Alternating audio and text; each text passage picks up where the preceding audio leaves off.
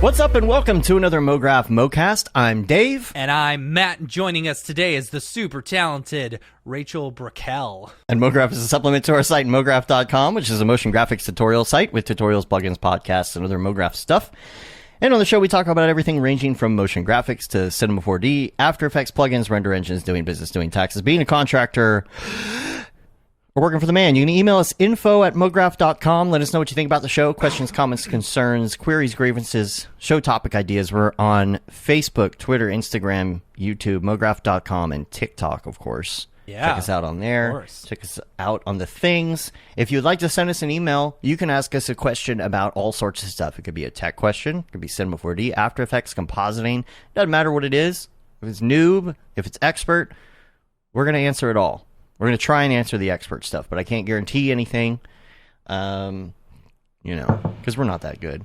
So if you send us an email, then we talk about the stuff you want to hear about. That's the thing. Yeah. That's the thing. This is your show. You're the producer. I read a book one time that said, basically, if you do not, if you interact, the internet is what you want it to be. So if you interact with it, it becomes the thing that you want. If you don't interact, this is just our show. Is that The Secret? Did you read The Secret? Is that why? This was actually a good educational book that I read in college. This is actually something good. Right. That's good. Not a bunch of BS. Yeah. If you believe in The Secret, whatever. But The Secret's no, because I can tell you about a whole offline shenanigans that I got into with the owner. But, what? Kevin just hit me up on LinkedIn. Oh, that's funny. Congratulate him on his work anniversary. Oh, it's funny. Oh, Kevin, I love you. Rachel, you're okay. So you're allowed to say hi. At least. Yeah. Oh, yeah. Well, during our intro segment. Because you were like, oh, yeah, we're going to introduce them. You gotta shut up right now, and then you'll be fine later. Yeah. We're gonna dive into the topics pretty quick today. Okay. I think we got some really fun stuff to talk about. This is going to be a great show. It's going to be... like I said in the promo, I'm a little scared. We'll see what props you brought today. Do you already have one? Do you already have a prop, or are you waiting? Well, I'm waiting for the right moment, but I want you to lower your guard. Okay, cool. I'm just going to keep, reaching for something, and it's not going to be a prop, just so I can throw you off. It's a gun, isn't it? It's a gun. Well, I do... Well, I don't know if I should talk about that on the internet. Oh, boy. You don't want people to know... That's the thing about guns. You don't want people to know if you have one or don't. That's the mystery. It's a mystery. Could have multiple weapons. Yeah. Yeah. You won't even know. See, really, all you need is sound effects. So you could say, shotgun sound effect. Exactly. You need a shotgun sound effect. Well, I like to have so I'll have something I'll have a real axe, but then I'll have a fake axe, and then I'll want to put them next to each other. You know what I mean? You'll have different things that are fake next to the real one. Like a rubber axe. Yeah, wooden axe. It's a wooden axe, but it's not sharp. Oh, okay. Like a fake... Okay, so a fake dull axe that you're going to dull hit axe. someone with a real axe. And then you have the real gun, but you have the fake gun. Right. But they look completely different, so it's okay. Right. Okay, well, that makes sense. All right. The Nerf gun. Yeah. Yeah. We got a couple things to cover for the week wrap up real quick. First of all, I was on vacation, and it was awesome. Got to see Colorado in all its glory and go up the many dangerous roads in a really heavy RV. There was one point I had my foot on the floor and I was going 30 up a hill, and I was like, I hope we don't go backwards. But if it makes you feel better, I did that exact same thing in a Ford Focus and had my foot to the floor the whole time too. or there's that whatever car that was we rented in Iceland that just did not go. It was like driving a riding tiny lawnmower. Bus. It was so stupid. Do you like to personify your car and make noises for it, be the voice for your car? I do. I don't do not for my car. Maybe not now. I used to. I haven't even named this new car. The old one. You're not attached. Yeah. It's not an extension of you. Yeah, I've had it. Yeah. Well, the thing is, so my last car, its name was Buzz because my first Jeep was called Woody, you know? And so this Jeep was called Buzz, but then I traded it in for basically the exact same model, just with a 4-door instead of a 2-door. So in a way, it's almost like Buzz with the utility belt. I don't know. You could name your new one Nimbus. He'll never be the original. Mr. Nimbus? No, that's Mr. my Nimbus? computer. That's my computer. Oh, yeah. He controls He the police. controls the police.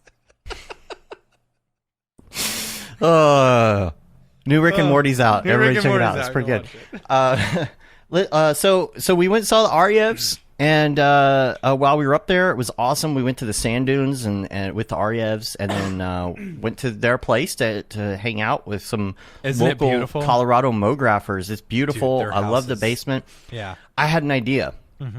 So I think he wants to move his studio downstairs. Yeah. So I was driving back, and I was like, we should do like Pimp My Studio, and do like a whole video where, because he keeps saying he needs me to like help him design a studio like downstairs. I'm like, we should do Pimp My Studio, and we'll just do like a whole spoof video where we're designing his studio, and just make it as ridiculous as possible.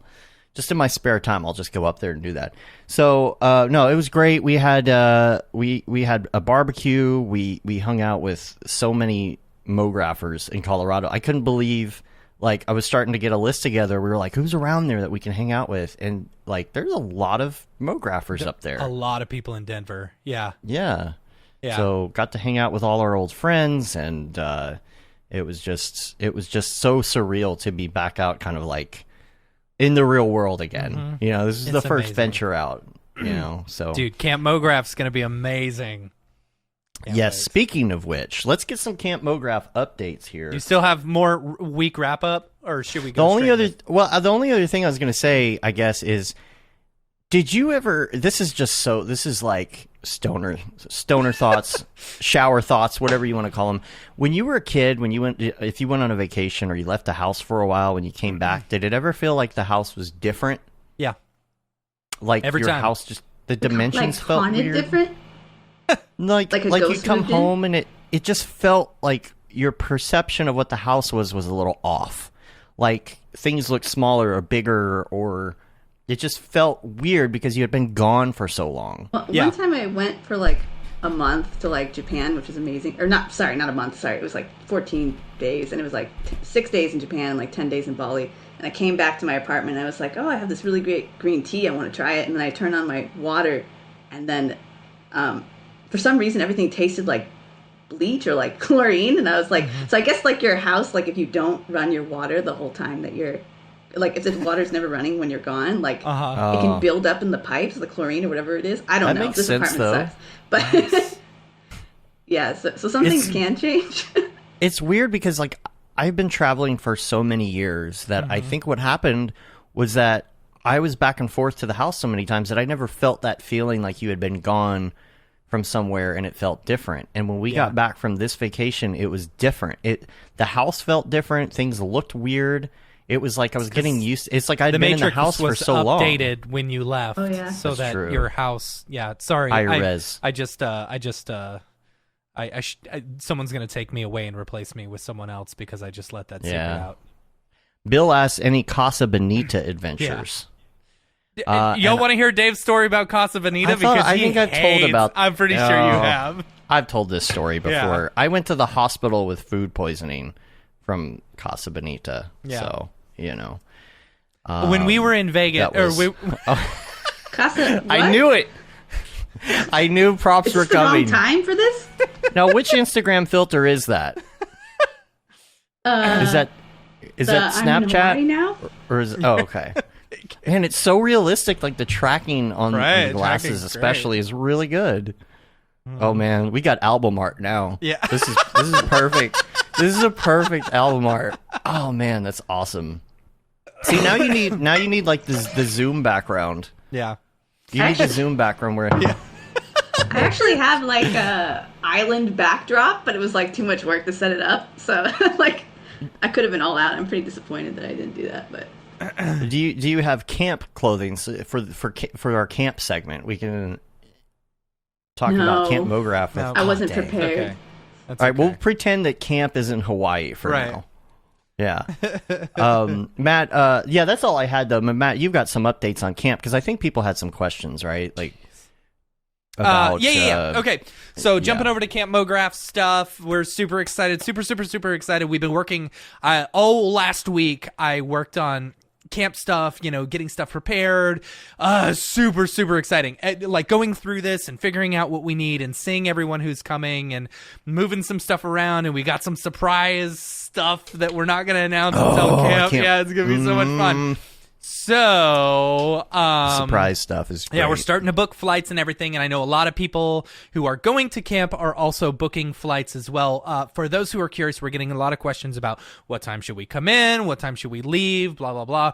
So what we are planning on doing, what we'd recommend is, coming in sometime around noon or so on the 9th, that Thursday. I believe that's Thursday, yeah. Thursday, and then we're closing down camp at noon on that Sunday. So, basically noon to noon. If you come in a little bit earlier on the 9th, no biggie, just let us know. We're going to be sending out a questionnaire and everything to get shuttle times and stuff like that, because we know there's a lot of people who are wanting to use a shuttle, and we've got to build the shuttle schedule based off of when Right. everyone is coming in. So we don't have a shuttle schedule built yet, because we don't want to just say, oh, it's coming every 30 minutes or so, which may be the case on the days that everyone's coming in. We're talking about getting a second shuttle so that we can have one constantly going. Right. But we won't know until we get everyone's answers back. So look out for that email if you are coming to camp and everything, and you're going to When is that going out? Because I know some people probably don't have flights It'll probably be this week. It'll be this week, Okay. and then if you ever need to update it, in that email will be a link of where you can fill out the shuttle information, and that automatically gets updated to us so that we can make the schedule based off of that. Yeah. So super excited about camp. It's going to be so much fun. It's going to be the first real big, get together for all of us, and I've started we've been talking to the teachers and seeing what they've got planned, and some of the stuff that people are planning is going to be so much fun. I can't wait. But so we couldn't have done any of camp without any of our amazing sponsors, and we just picked up a new sponsor that this past couple weeks, De Facto Sound. We're super excited to have them on board as a gold sponsor. They'll be sending one of their people so that we can talk to them and stuff. We're super excited about having De Facto Sound on board with us as well. Thank you so much for sponsoring. As far as the rest of our sponsors, we have our village sponsors, Maxon, Otoy, and Video Copilot. Super excited to have them on as our village sponsors. Our gold sponsors, Minimal Massive, Grayscale Gorilla, and now De Facto Sound. Thank you so much for sponsoring the gold level. And then our bronze level, AE Scripts and School Emotion. Super excited to have everyone on board. All of our sponsors, give them a big shout out if you're going to Camp Mograph, and tell them thank you for keeping my tickets cheap and basically providing me with unlimited alcohol for the next 3 days. Exactly. I mean, there's not many places that you can get an all expense paid trip, or whatever. Unlimited alcohol asterisk. Yeah. Right. Asterisks. So the alcohol doesn't start at 9 a.m. and basically go until the end of camp. There are specific times in which we tap the kegs and everything. It's gonna be so much fun. And these are licensed people serving who need to. Yes. Who are giving it to you, so you cannot. And it's not just going to be like an literally open have keg. as many as you want. That is one stipulation with this camp, is that we have to have licensed people serving the alcohol. So me, Dave, Julie. I think Scott is going to get licensed as well. Jeremy may. So it was at the other camp we needed the license, but it was kind of loose with the keg. This is going to be a little more strict. So this will be a little bit more strict. Yeah. So but it'll be fine. We're gonna have a really good time, and then I'm contacting them to see if they have ping pong tables. Because we're gonna do that thing Paul taught us. Right. So that's what I'm thinking. If we could purchase if they don't, we may just end up buying a couple of ping pong tables and then just donating them to the camp afterwards, and then just buying a bunch of like paddles and stuff so we can do the round robin style with the ping pong, which would be awesome. Fun. Yeah. So yeah. Super excited about camp. For those, if there's anyone on the wait list, we may be opening up a few more tickets. We've had some things shift around, and I know there are maybe like 1 or 2 available, but we won't know closer until like maybe a month before camp. That's when we're going to like close off everything and like, finalize everything. So if you're on that list, just know there may be a chance. It's going to be a small chance, but there may be a chance. So, yeah. It's hard too, because a lot of people, I think a lot of people don't understand that like Camp Mograph is kind of its own company as well. It is, yeah. Yeah. And so there's certain things that we have control over or don't have control over, or things we have money for or don't have money for. Yeah. And I would like to say one of the biggest things people have asked is there a day pass to come into the camp? And there is not, and I'm going to explain to you the reasoning behind it, because these things are not as easy to run as it seems. You can't just say, let's just add 50 more tickets. Not only does it take away from the fact that the camp is not as intimate and you don't get to meet everybody if there's too many people. That would just feel like a regular conference. You don't want that. The main thing is that if you do a day pass, you can't do alcohol with those people, because then you're allowing them to leave the premises. Right, and you're liable for what happens to them afterwards and stuff. Right. And then the other thing is that you add all those people, then your classes are too full, and then you have to get more teachers. You have to find more spaces for teachers, because like as of right now, we've got just enough spaces for all of our workshops and stuff like that. So we're working on solutions for this, so more people can come to camp and things. But we'll get to that in a couple months. Don't worry, everybody's going to have a chance.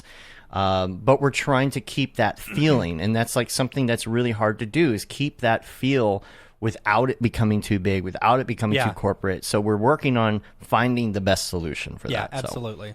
Absolutely. So everybody will get a chance to go. We'll work it out. Anything else, Camp, before we move on? I think that's it. If you have any questions or anything, hit us up, info@campmograph.com, or you can shoot us an email here at Mograph, info@mograph.com. I answer almost all the things immediately, because, I'm attached to my phone at all times. So if I don't get to you immediately, it's because you've asked a very intense question, or and I need time to think about it. I'm Dallas Taylor, the creative director of De Facto Sound. Work with us. We're a sound design studio that makes animation, games, trailers, ads, and all kinds of things sound amazing. Which is why you should work with us. But that's not exactly why I'm here. You see, we also produce a podcast called 20,000 Hertz, which is all about the world's most recognizable and interesting sounds. Right here in your podcast player, go take a moment to subscribe to 20,000 Hertz, which is all spelled out without any numbers. Once you're finished with this episode, go check it out. And to check out our sound design work, follow De Facto Sound on Instagram, or visit defactosound.com. So that you can work with us. You in Slack, I'm going to just start like a bot on Slack that's hitting you up like every 5 minutes, because your phone just has all the notifications on. Yeah. Well, I turn them off. Once they become too annoying, I'll turn them off, Yeah. I'll be like, I don't need to deal with this for 2 hours. Like, I snooze the notifications for 2 hours before every show, So. Let's see. Let's go to Ravcock. What's your flavor? 2 render engine updates I wanted to go into real quick. Number one is I just did see that there was a Cinema 4D Octane 2020.2.4-R2 latest stable version 20.06 2021. Wow. Did you really? Is that actually what it's all called? I mean, yeah, that's what it's called. I didn't know if you were making It's 2020.2.4 R2. The point 4 is the new part, and it's R2 of that 04, even though there's the 2021 version. But this is the stable release. I just saw that come across last week. I think, who posted that? Tom posted that. And then something else that you just mentioned this morning that I missed because I was on vacation is that there's some Redshift updates now. It was a Redshift update to a new version. It's got the new version of OpenColor IO V2 or something like that. But I now there is one thing with it when you update. Apparently, I've heard that it auto defaults to aces as your color, like your color mode versus. But like you can just sRGB. change that. Yes, but just be aware of that because a lot of people don't know how to use aces at the moment. I don't either. I gotta get on that. I've used aces in production, like for doing like actually taking log footage that they've given me and working in aces in order to, do all my compositing and then send it back out to aces. And it's a really cool workflow, but you got to know how to use it first. And there's not a lot of resources out there that I've found. There is, you can get through it, but it's not something that everyone will instinctively be able to figure out. So was it just be aware of that. Andre Lebrov? Did I get that name right? I have no idea. That did like a good video on that. I think there's a couple of good videos. I don't remember who specifically did them at all. But also, in addition, going along with Maxon just released a new standalone app or whatever for updating all of your Maxon and Redshift or Red Giant stuff.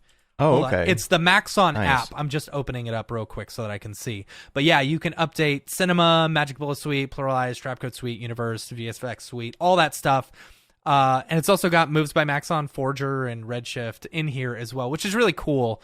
Oh boy, I just messed my mouse up. Anyway, but yeah, you can see what's installed and stuff, and so like it's just one place to go.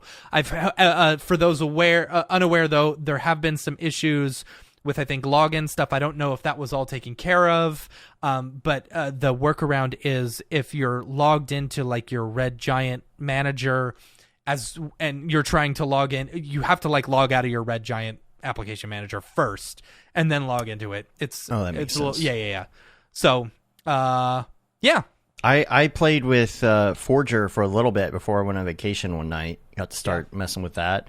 And I updated some stuff in my Red Giant the other day because, I was talking offline to Harry Frank the other day, and like there's just so much great Red Giant stuff that I don't have an opportunity to use. Because, like, the kind of stuff I do, like, oh, man, I need to play with that. I need to play with that. I need to play with that. Super Comp. I want to play with Super Comp so badly, but, like, I just don't have the time. I want Super Comp in Cinema 4D. I want Super Comp as its own, like, its own thing. That's what I'm saying. Yeah, I don't know. Put Super Comp inside inside Cinema 4D as one big package. Oh, that'd be awesome.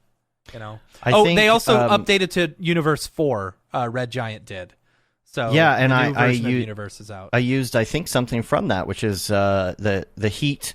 I have a heat wave plugin from Video Copilot and from Red Giant. Heat distortion or whatever. Heat distortion, and I did the one from Red Giant for a project I was working on the other day for fun. I was working on a rocket ship.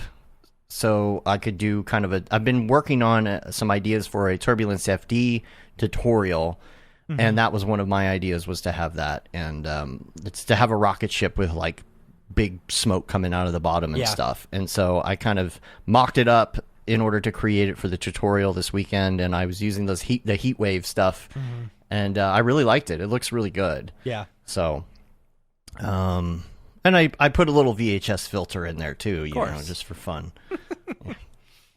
That's our ongoing joke.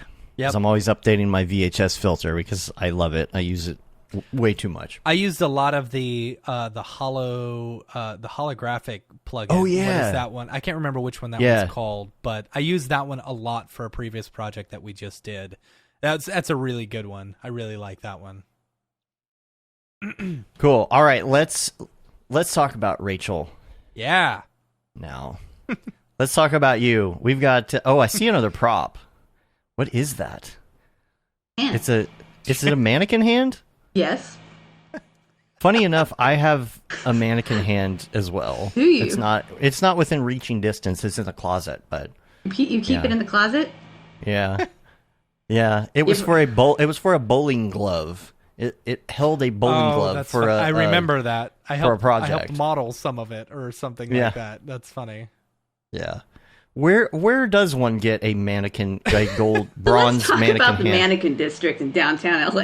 Let's do it. Oh, the mannequin district. So basically, okay, so I was doing this one project for a pitch where I was like projecting stuff onto like mannequins.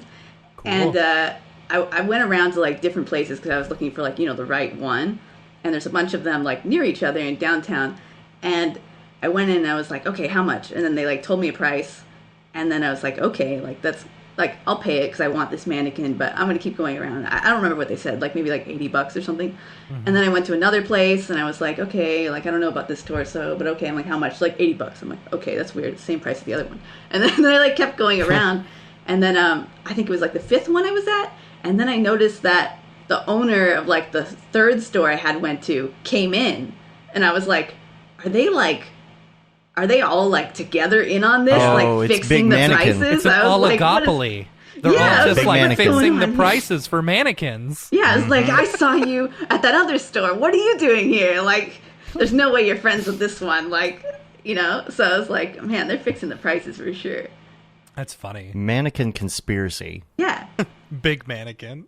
Big mannequin. So then I like, okay, so this is funny. But so basically, I put them all in my car. I'm like in a Honda Civic. This doesn't really have to do with me, but you're going to kind of get the idea of me with this story. Anyway. You can use the HOV lane now. True. Okay, that's another story. So, so anyway, so I put them all in the car, and like there was a point where like I just had body parts in my trunk.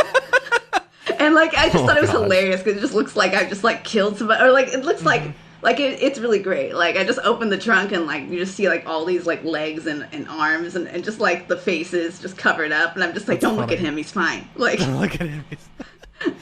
but yeah, That's funny. I was kind of hoping you like had them all sticking out the windows in different. Well, I did just at tons first. of mannequins. Mm-hmm. Yeah. And then I like doing the type of work where like people are looking at you weird and they think like they're like, what the hell is going on with this person? Like, what the fuck are they doing? Like I want the head turns. Like I want them to be like, okay, what is this about?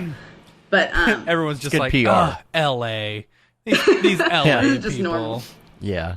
Yeah, Have you ever so- seen Muppets Take Manhattan, where everything weird happens? They just look and they're like, it's just New York. That's I haven't, but I'm a fan of animals.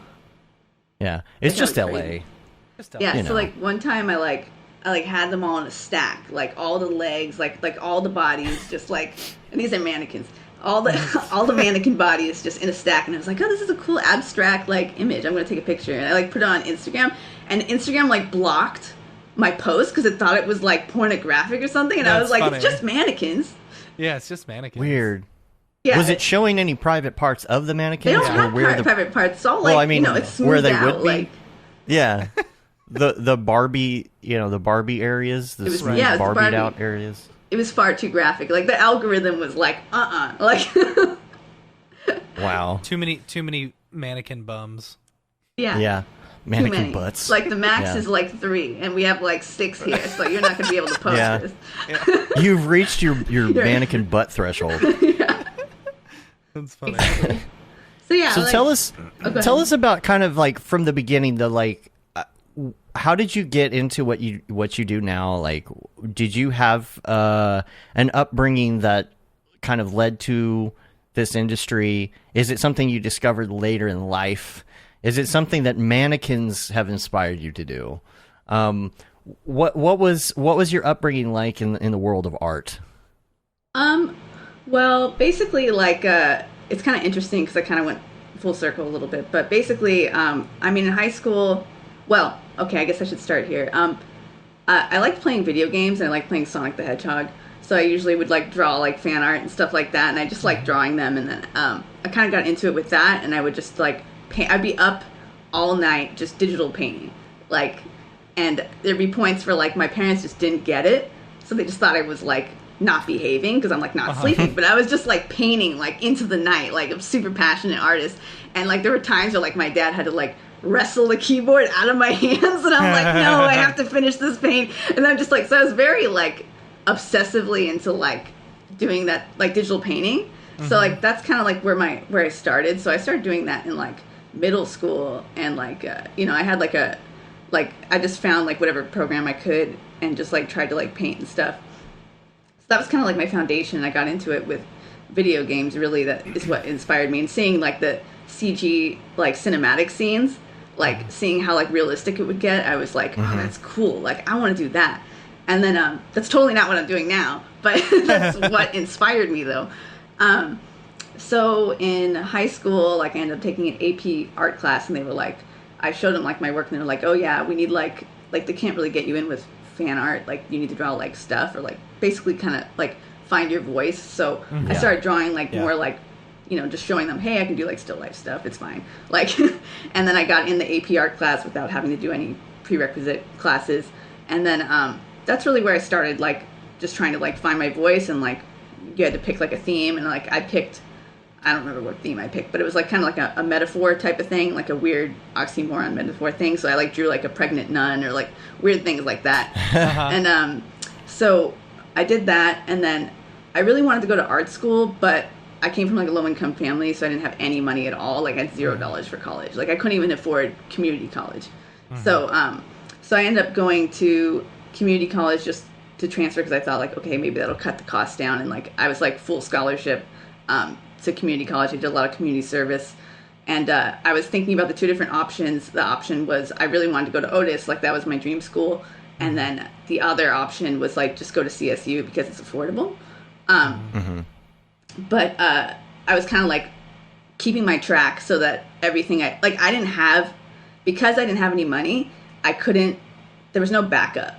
Like, you know what I mean? Like everything I did had to be with strategy and plan. So I'd be like a mad scientist at night being like, okay, I have to take this class, and this class counts here, and this class counts here also. And like I had like the red strings, like I was up all night like doing all these like crazy like mad scientist like things, trying to like figure out like how can I efficiently do this. And like, because I don't the have Always any time Sunny to spare. meme where he's like putting the strings together. Yeah, it was exactly like that. And like I'm just like in my closet, like with the light on, and like doing all these things. But anyway, so like it really took I had this professor named Eric Holman, and he was like my really my first mentor, like the person that really got me to stick to it, because I was thinking about doing psychology or design, and like I really wanted to do design, but I was afraid that I couldn't afford it. But then I realized, okay, psychology is more years, so I definitely can't afford that.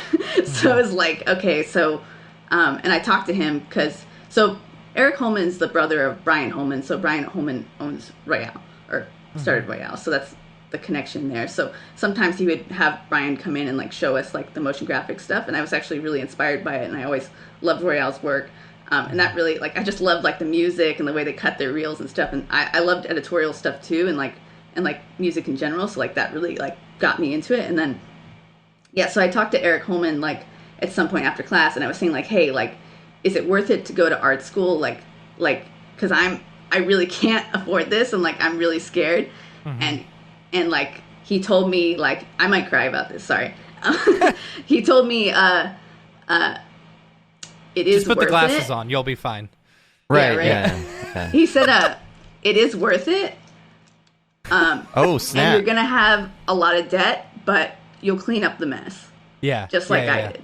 Yeah. And when he said that, it kind of like set in, and it kind of gave me permission to do this. And yeah, I like fucking like broke down in front of him. Like when he said that, I was like crying, and I'm just like, okay, like I'll follow my dreams. Like, yeah. So like that's when I really like said, okay, I'm gonna go for it. And then also like my grandma too, like she was like telling me like, oh well, just try, like you never know, like just try. So like, oh no, I'm definitely gonna cry.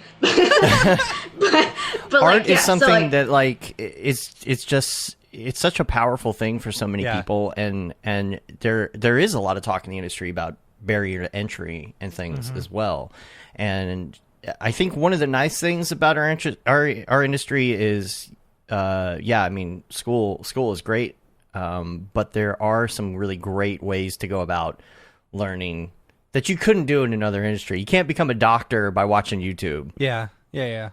But I get what you were going through. Like it's a hard thing because you're looking at the price of school and it's ridiculous. I literally I'm 38 years old and I just paid off my Art Institute loans from when I was 20 years old. I paid them off a few months ago, and that was only because I basically won the lottery. Right. Like, I mean, no joke. And I was in like That's because you were smart. No, I when I was in the, when I was in my, I had no idea how I was going to pay for college because my parents weren't going to pay for my college. You kidding me? You know, they had 4 kids, you know, and I was only the second kid. So they didn't care about the older kids. You know, they're like, you can go do your own thing. That was a jab at my youngest brother, by the way. But yeah, I'm sitting in the student loan department and they're telling me all these prices, you know, and I am in tears because I'm like, I don't know how I'm going to afford this. How do you do this? You know, and you're basically gambling, saying, I really hope, you know, I'm a dumb kid. I hope that this is the right place to go, you know, like I hope that I come out of this with a good investment, you know, a good ROI on my investment. Right. Yeah, you only get one shot when you're in that situation where like you can't afford it. And it's like you only get that aid once as well. Yeah. So it's like a lot of pressure. Yeah. So how long ago was that? Yeah. That I'm not going to reveal how old I am. That's fine. So, you know, when people ask me how old I am, I'll tell them something like, I'm 86. And then they'll be like, really? How old are you? And I'll get older as they say it. So if I tell you when, people are going to do the math. So I'm not going to. Well, you could have started college any time. The reason I was asking is because I was just curious, like how long it's been and like how do you feel that return investment was? Return to answer on that question, yeah, definitely. Like you know, I aggressively paid my loans. So like I made a contest with my boyfriend. I was like, okay, whoever pays it off first has to buy the other person like a $200 steak. Yeah. like it's gonna be a nice ass steak. Like, so I got really competitive. So I like threw like $2K at it like every month. Nice. Like I was and like still lived off of oats and beans. Like I was just like, I'm gonna pay this off. But yeah, like it was definitely worth it, and I did pay it off, and it is an investment in yourself. And also you get a network of people. And like, yeah, like when I applied, like I was able to get, like they awarded me like 40,000 to go. And like at the time it was like 42. But of course that's a combination of loans and scholarship. But yeah, I was like in tears. And like the first thing I did was call my grandma because I was like, yeah, so I'll cry when I talk about that. Yeah, but... Yeah, what program did you go into? Where did you end up going? So it was I kept switching, to be honest. Like when I went, like I stayed put in the right place. But like before that, when I was transferring, I was like constantly like, oh, maybe here, maybe here. So it was basically, you know, I told you like I wanted to do video games and stuff. So I had this like talent for digital painting. So I thought, okay, like maybe I'll do concept art. And then so at first I was going to do that. And then taking Eric Holman's class, like I really liked advertising. So I was like, maybe I should do advertising. I feel like I have an knack for it. And then I was like, I don't know, maybe I'll go back to concept. And then when I was getting my classes, when you transfer, you don't get first dibs. And the digital painting class was full. So I was like, I'm going to switch to, well, actually, it's digital media. So it's like an umbrella, really, for different parts. So they do Mograph, they do VFX, they do motion graphics. I already said that. 3D. Like, so going in, like, I was just like, okay, I'm just going to do digital media. So I kind of switched between advertising and digital media. The reason why I didn't do advertising there is because I really think that Art Center is really the one that shines at advertising. I think Otis is more shining with motion graphics and that stuff. So I felt like, okay, like if I'm going here, I'm going to go for motion graphics. And also, like, again, like Eric Holman's brother Brian Holman like just showing like Royale's reel and stuff like that. I was like, okay, that stuff really does inspire me.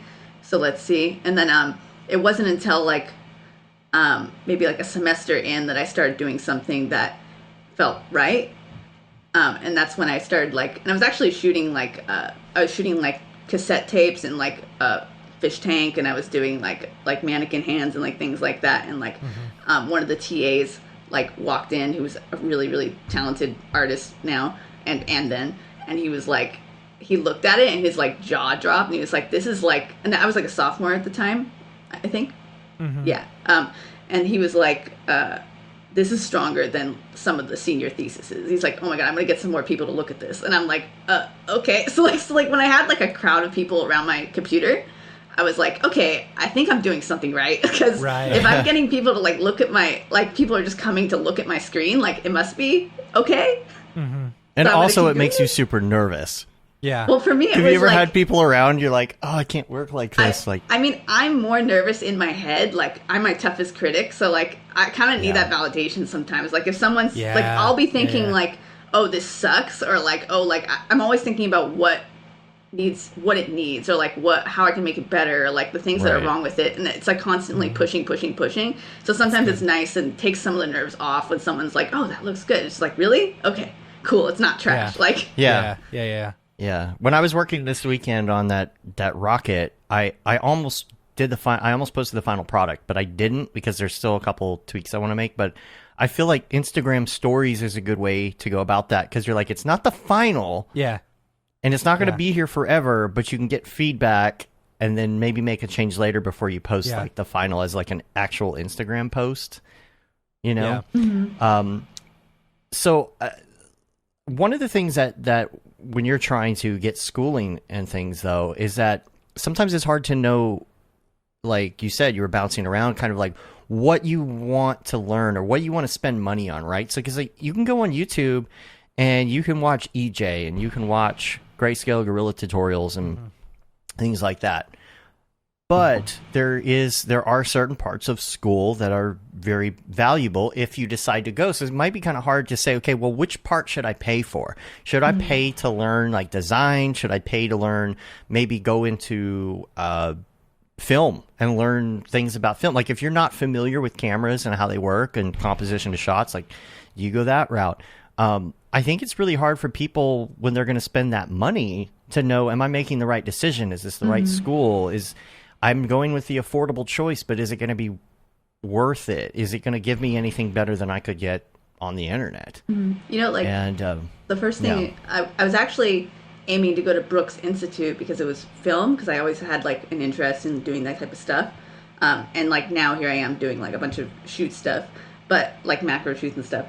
And I went there, and then they were like, they saw my portfolio and they were like, oh, it's really competitive in film. You should do graphics instead.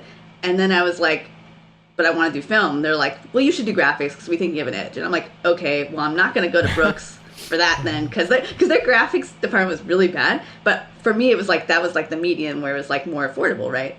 And then there was a point. Were they trying to fill the? Sorry, were they trying to fill that department? Yes, and that's what I was going to say, because there came a point where they emailed me and they were like, oh, can we have the high-res images of your personal work to put on our brochures? And I was like, okay, that's a really weird red flag. Like, I'm not going to Brooks. I was like, first of all, like, if you do this kind of work, you should have it. Like, you know, like that doesn't encourage me to think that you have, like, this type of education. If I'm coming, if you're putting stuff on your brochure for things that I'm coming in with, like, so that was really, like... Yeah, so I'm glad I like paid attention to, like, because again, it's scary because you make one wrong move and like you're in debt and it's like hard to pay it off. So it's like, I was really scared the whole time. That reminds me of being in middle school and going in to do band, because I came in there, you know, drums were probably my second choice. I really wanted to do like like saxophone. And I kind of had my heart set on saxophone. And what did they say? Well, we really think you should do French horn. We feel like you have the the lips for French horn. They're looking at your lips. I was like, the lips? I was like, and all it was is they wanted to, nobody wants to play the French horn. Nobody wants to play the French horn. Yeah, could you just go like this for me? Yeah. You got the lips. Like, oh, You got the yeah. lips. Yeah. So what's funny is when I violated. met my ex-wife back in 2003 I or love how this 4. segues into like an ex-wife story. Yeah. I found out she was a French horn player. It turned out, actually, we were at some of the same competitions, in And she different was high like, schools. "Ooh, you do She have saw the those lips for lips, French and she was horn." like, But guess what okay. she said?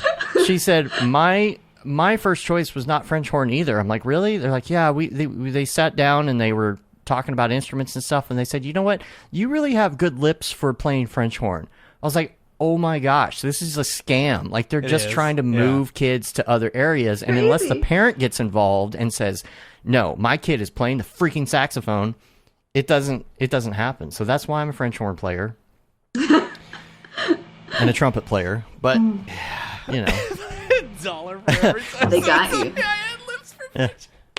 Oh, Jeff, that was good. That was really good. He said, if I have $1 for every time someone told me I had the lips for French horn. Yeah, so New t-shirt okay, idea. so I have a mannequin question. So you were projecting things onto the mannequins? Yeah. So this wasn't the Christina video, was it? Because I saw a mannequin projection video for a song called Oh Christina. no, it was like a pitch that like it got to like the top one, but like at the end the CEO or whoever top guy was like, this may be too risky for our network. Like, so it was like, Oh, he must be working for Instagram. that was like, I think it was like Oxygen or something, but like yeah, they were like, this is true. But it almost made it, so I was like, but I didn't care because I wanted those mannequins anyway. But you've moved on and gotten different jobs and things. Oh, creepy baby! Wow. Okay, tell me about the creepy baby prop. Well, this was my great grandmother's or something. I don't know, grandmother's. I don't know who this is, but Is it's it in the bloody? family. This baby has been passed down for generations, and I've lost the diaper. of my great grandmother. So I like burnt the side of its skull for a pitch. Oh shit, not on the frame. But, All right. And when you Are you a pyromaniac? no, I'm actually very afraid of fire. Oh, okay. Yeah. So one, what was one what Hanukkah, was my the? hair caught fire, Oh man. so I'm traumatized. What? So you burnt the baby on purpose? Yeah. Well, I have As a a heat prop? gun, so it's like not too. Oh, okay. It wasn't like Like, it so I'm wasn't afraid like of a fire. lighter. I mean, I'll still So- shoot stuff with fire, but I'm like really afraid the whole time. I mean, fire renders. Your renders are fire. But Yeah. Ding. There we go. So tell us about your career path though. Like you done freelance and working for companies? Oh yeah. So where did you go after school and what started your path? So basically, I had a professor, Steve Viola, and like it was like my senior year, I believe, and like when I took his class, like right away there was like a connection because like I felt like I really understood what he was saying, and like everything he was showing was like super inspiring. I like took his class like super seriously, and like I just really liked everything he had to say. So like I really tried to make that class my focus. And at the time he was working at Method, but he ended up working in FX. He like transitioned. So there was a point where he wanted to hire me, and it was because I did like this ice time lapse thing for one of his assignments, and it was another one of those things where like people like came around and like looked at my screen, and I had like a bunch of people, and I was like, okay, I didn't mess up. And then he saw, and I guess he was like expecting like a student project kind of thing, but like it looked good, like or good enough. I don't want to. I feel like when I say Looks stuff amazing. but like I guess it like made him. I think that was the project that kind of like made him see me. So I think Right. So in the second semester when I was taking his class, he approached me for taking a job at FX, and he wanted me to start before I graduated. But I was saying I really wanted this job, and I really wanted to work for Steve because like he was a lot of fun. Like I really wanted to like see where that went because it felt like it would be like the synergy would be good.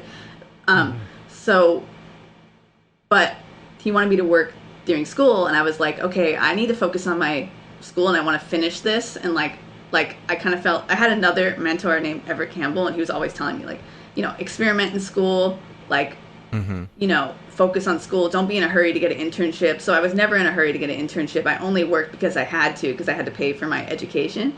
Yeah. And Everett actually helped me do that. He recommended me. There was a point where my Cal grant got dropped, and I had to come up with like $12K, or else I had to drop out, and I was like freaking out because they changed legislation. That's a whole story. But anyway, Everett really helped me out, and I did a good job there. And then that's when I was like first working, and it was freelance, and I was working for Chromatic Studio, and they do like NFL type stuff. And yeah, I was like, oh my God, I can make this amount of money and like have fun. Like what? I was like, my life isn't completely changed. Like I was busy. Like I didn't have enough money that like I was a vegetarian for financial reasons. Like I couldn't afford meat. Like it was like really bad. So like I remember I like got a salmon, and I was like, anyway.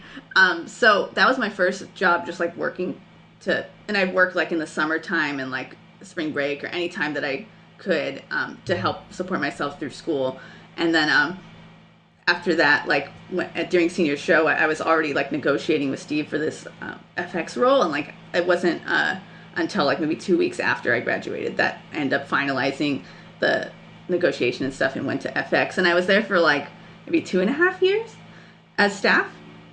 And yeah, it was really rewarding, and like I think it was definitely the right place or the right fit, because like I really loved doing like metaphorical and like raw imagery and stuff like that. And like so yeah, I like learned a lot there, and there was like it was just a really great place to like start, because it was just so like it was the right brand for me to like get to experiment for, like in a terms of like it was very rewarding for like my portfolio, and also like for me to learn, because I was able to have the ability to like make pieces that fell in line with like what I wanted my brand, my personal brand to be, because I feel like it's really important to like make pieces that align with your voice. So absolutely, yeah. So like, and that will get you more projects that align with your voice. So it was really rewarding in that respect. And then after 2.5 years, I left, and I wanted to go freelance because I wanted to do like more main titles and stuff like that.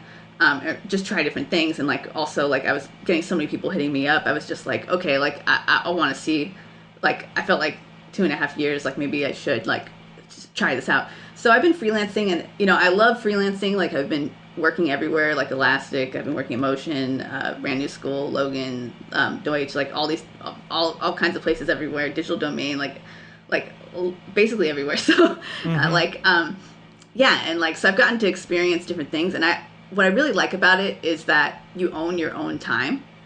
Like I feel like when you're staff, like the company owns your time, and like if you like I feel like 2 weeks vacation isn't enough for chores, mental sanity, like seeing your parents, like going, you know, significant other, friends. Like I like to be able to shape my time based on the needs of my life. So it's kind of nice. I'm not saying like staff is bad. I'm just saying like that it's a really good pro to freelancing. So it's just so freeing. It's free. So, absolutely. Yeah. And I think that really does a lot for your like mental state, because sometimes like my style is like I go super hard and then I like you know what I mean, like I just fucking collapse. Like, I just like so I like being able to like go super hard, make some cool shit, and then just go to sleep for 2 weeks. Like you know? Yeah, it's like it's almost like you put so much into something that your brain literally like shuts off. Yeah. At the end is like, okay, it's break time. Yeah. You can get sick now. Yeah. Yes, okay, that happens all the time. Right? Like you finish something big, or you get back from a really long not a vacation, but you had to travel somewhere or go to NAB or whatever, and like all of the things you had to do are done, and your brain's like, all right, now you can get sick. Yeah. Yeah, because you're running on adrenaline the whole time. So your body's like, is it okay now? Can I like do this now? Can I like collapse? Yeah. And sometimes the creativity actually gets better in those situations. Yeah. You got to pee again? Yes. Okay. I'll trade him off when he comes back. Okay, so who are you working for now?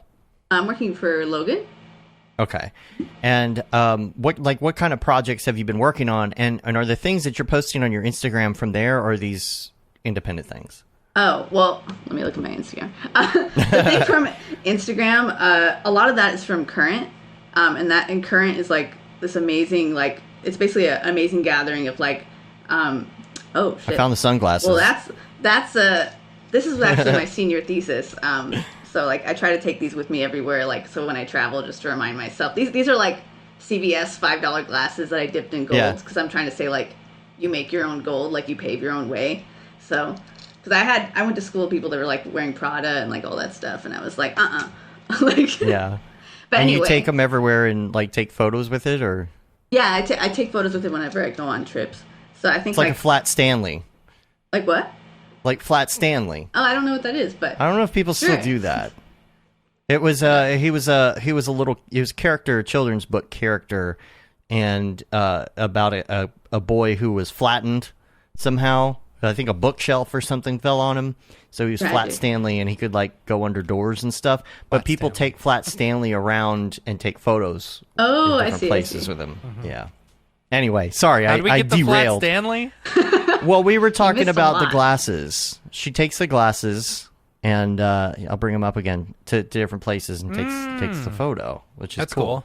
That is cool. I've been archiving some of them just so it doesn't get too repetitive on my feed, but eventually I want to like cut a bunch together. And it's a much cooler Flat Stanley.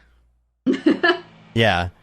And what I was the reason it came up, because we were talking about Instagram. So some of the stuff that you have on your Instagram, like is so, you know, whether or not it's a mix of stuff from who you're working for, or if it's personal stuff. So all of that was done with Current for Mezcal Silencio, working with Kenneth Kegley, Rachel Ma, and Unha Choi. And they're basically all my friends, and it's like great because we can just like work together, and like we have really good synergy together, and everything is like there's a really good flow whenever we work together. And like, so all the Mezcal stuff we did together, and this particular one, they saw something I did for the Americans, which was for FX, and they were like, "Oh, do you want to freeze the battle?" I forgot about that. I completely forgot. So you did was it the intro for the Americans? No, it was just a promo. It was a promo ID that ended up becoming the episodic package as well. And then Danny Yunt also expanded on it and did like shoots based on those boards as well. So he did some stuff for the episodic, or he did the episodic as well. But yeah, that was done at FX. But yeah, so all this Mezcal stuff is like really cool. It's a really cool client. And then just working with Kenny and Rachel and Unha, like it's always like super electric whenever we work together. So, and then the South County stuff was a more of a personal project side thing, but it was we all like got our desks and computers and brought it to like Kenny and Rachel's house, and we just like experimented with paint for a month during like Christmas, because none of us really celebrated that much. So we were just like, let's just make some art, and like it was for motion poems or something like that. I'm gonna get in trouble for not doing the right. But anyway, they reached out to Kenny, and like, so he directed it and all that stuff, and we all kind of created all these things, and it's kind of hard to recreate because we were all mixing colors together and doing all these things, so it was really fun and rewarding. But yeah, the Mezcal stuff is more like definitely a different style, but it was always like these really cool things where like we would board out different things, and then there would be like a massive shoot that would bring it to life. And there's then so many things. Some of those things, the ice one at least. Yeah, and there's just so many things. What I like about your Instagram is kind of a mix, and you can see some of the photos and other things that you've taken, and it's really like it really shows, I think, kind of where your style and inspiration comes from on some of these, based on some of the photos you're taking.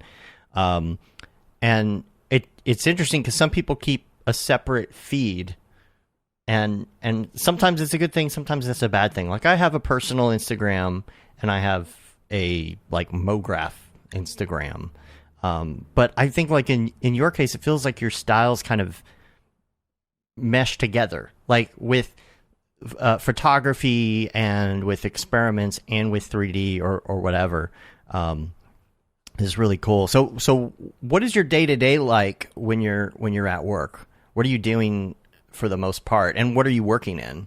So I'm all over the place because I do so many different things. So like that's why I like working I like working for Logan, actually. They're really fun, and Brand New School also, but all these places. But basically, right now, you were asking me what I'm doing for them right now. I can't name any projects because it's NDA, but, you know, one week I'm doing a macro shoot, like, in the dining room, and then, like, the other week I'm, like, doing some stuff in C4D, and then the other week I'm, like, animating, or the other week I'm doing pitch design boards, like, you know, like, so it's always something different.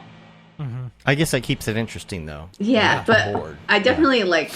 I love doing the more experimental, like macro shoot stuff, but I also like I love designing. Like that's definitely like just boarding out stuff and thinking of the story and like helping find those like kind of like shock moments. Like I like or like edge moments, whatever that is. Like I kind of really like doing that kind of stuff. Yeah, and if you go to my site there's a Mezcal thing that kind of like shows some behind the scenes of like some of the shoot stuff I did with the fish tank type things for. This is on your website? Yeah, that's cool. For the one with the girl. Man, but not the real. There's so much more on your website too. Jeez, wow, this is awesome. Okay, everybody go to the website. So you got to check this out. Man, you got everything. Oh, so you have breakdowns of all of these. I'm trying, but if you go up to the girl on the left, not the top one, that's my reel, but this one here. Yeah, if you go there, like, yeah, so it's kind of like more like nice. Like I lit the bottle with like my phone. Like I'm very like into like really like haphazard trashy setups, like super like cheap, like right. You know, whatever works. Like that's my roommate, like, or my roommate at the time. Like I was like, can I please dress you up, like, for the shoot, you know, like, and that's like my heat gun. So like, and that's like wax that I was like melting, and like we use like a 3D print to put in the logo for that, and like these are just like boards and stuff that help aid the story, and like right. But I'll like physically get stuff like I'm definitely like really into like the prop aspect where you like sometimes it takes less time to like photograph something and treat it than make a photoreal thing in 3D. So sometimes I'll work in 3D, but sometimes I would rather just like shoot something really quick, like, you know. Yeah. And sometimes practical stuff or doing things in other ways like this is a great way to get inspiration for other things. I mean, I hear a lot of people that talk about that, especially lately for some reason. You got to draw your inspiration from other places. You can't just go to a bunch of other artists' Instagrams and expect to get some sort of inspiration. I'm actually like really into the like, it's like anti-reference. Like I always do a search and try and find what's out there and be like, okay, I can't do any of this because someone already did it. And if I can't find what I want to do, that means it's good because it's not out there. Like that. I like that. Yeah, you go to Google and you type in what you want. Yeah. That's and cool. put like minus Mograph. So like no Mograph stuff comes up into Google. Yeah. I mean, it is really hard to like do something original, and I think like a lot of times there definitely is influence, like subconscious influences too. So like it's hard, but like I think a general thing is like I always try to like it's okay to have a reference for mood, I think, but definitely not into like the whole copying thing. I don't like that at all. Right. Like, I've always been against it. Like if I ever did that, I'm sorry. Like, but I'm always making a very conscious effort to like not do anything like that. Like, So yeah, that's why I'm really into the anti-reference. And I think even like in school, I kept seeing people like they'd copy stuff all the time, and like they'd spend all their time on Vimeo, and I would just like never be on Vimeo. I'm like I spend very little time referencing and more time just experimenting. That's cool. Which, you know, for some people that can be a good like trait like in their career, like if they work for somebody, to be a technical artist so that someone can hand you something and say, hey, the client wants this. You know, that's a good trait to have. But then you're not drawing on anything creative. You're just making what that thing is. You're not coming up with it. You're doing what's asked. Yeah. Right. I mean, I definitely like I did all the grayscale Gorilla like tutorials, like that's what taught. I really learned C4D from that. So like I still there's definitely a huge value to like the tutorials, like for sure, but you know, the 7-Up tutorial with the 7-Up cherries. Yeah, there's like all kinds of like really like juicy things like where like yeah, that really like put me ahead just watching all that stuff, like because I couldn't get that same education in school. Like I learned some things, but like that C4D education with Grayscale Gorilla was like by far like super good. So, all right, Matt, it's your turn to take over while I go to the restroom. So all right, I'll be back. What's your day-to-day look like? Making a mess. Okay. Probably getting my boyfriend mad because I'm making a mess. Are you doing a lot of the apartment stuff at home? Yeah, well, I mean, like, I used to go to the studio, too, but a lot of times they would just trust me to go home and shoot some stuff. I'd be like, no, it's going to be fine. Like, I'm going to, like, trust me, I can do it. Do you just like, keep a bunch of equipment at home as well? Yeah. Wow, that's rad. Yeah, I mean, it's rough because I don't know where to put it, but, like, we have a lot of stuff. Like, the dining room is essentially like a shooting space, so. Okay. Like, don't really have a dining table. Like, the dining table is a shooting table. Like, we eat at the coffee table anyway, so it's fine. But. Yeah. Talk to me about what's the standard procedure for when someone is coming to you for a project? Standard procedure. Well, it depends because I get hit up for so many different things. But luckily, I mean, well, hopefully, if it's more creative, then my first step is like developing the mood, figuring out what the story is. Like if I'm allowed that freedom to do that, Sure. And if not, then taking their idea and trying to make it as cool as I can to try and sell it. So I always start with the idea footwork, like not the doing. Like I'm more in that. And then usually like if I'm going to do like a shoot thing, I might go to like I learned this from like my roots where like I didn't have that much money. So it was like I would go to the 99-cent store for like inspiration. So like I'll spend a lot of time like going to the thrift shop and getting like random props and things like that. Things that are going to be unique for like these types of shoots or like it all really starts with like whatever the ask is, if it's a product or a brand or like whatever it is, just like dissecting it and figuring out like what is going to be the key image, like the key images that's going to define this brand the best in the best way, that's the most interesting. So I'm kind of like trying to sew those little threads together, and like that's kind of where I start with that.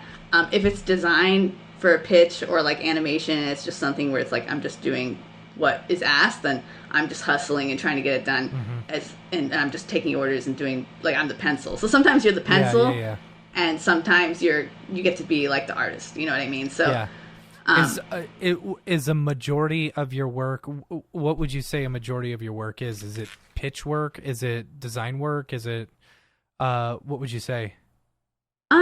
Well, a lot of times I'll have to like remind places what my specialties are, because sometimes like because I can wear so many different hats, they'll just put me in animation. So to tell you the truth, like a lot of my jobs before were like animation, which is not my specialty, but every time I do it, they seem to be happy with it. So I'm like, okay, sure. If you're happy, I'm okay. Like I'm always like okay. So like a lot of times I'm doing animation, but a lot of times I've been doing design, so I've been doing more design jobs now. I think now that I've had more of like an internet presence, so I think like people will actually know where my specialties are. Right. But I can definitely do a lot of animation. I think it's just been like quick pitches. Like sometimes the pitches are like 1 to 3 days. A lot of times 1 day to like come out with a bunch of boards and like. I think during the pandemic, I've been doing a lot more actually like branding type projects, like. You know, like Target or like things like that, like products, like trying to make like very clean, like 3D, like that kind of stuff, which I don't really have on my website, but I've been doing a lot of that during the pandemic. So I've been learning a lot about that stuff, which is interesting. It's nice to change things up.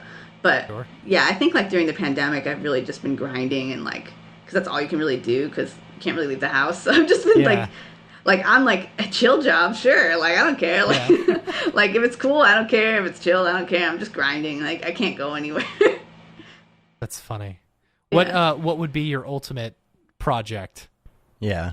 I've always wanted to work on a main title and get to like be more involved with the creative for it. Like I've worked at Elastic on main titles, but it's always on the animation side. So and I've always like tried to do my best at it whenever handed those opportunities because I'm grateful for them. But yeah, like I definitely would love to like do more of that creative side of it. I definitely get opportunities to pitch more creatively for like promos and things like that, but it'd be nice to maybe get that main title thing. But I know like, you know, main titles don't make any money and stuff, so it's like whatever. Like which do you prefer doing, like animation or like the photography, like actual practical stuff?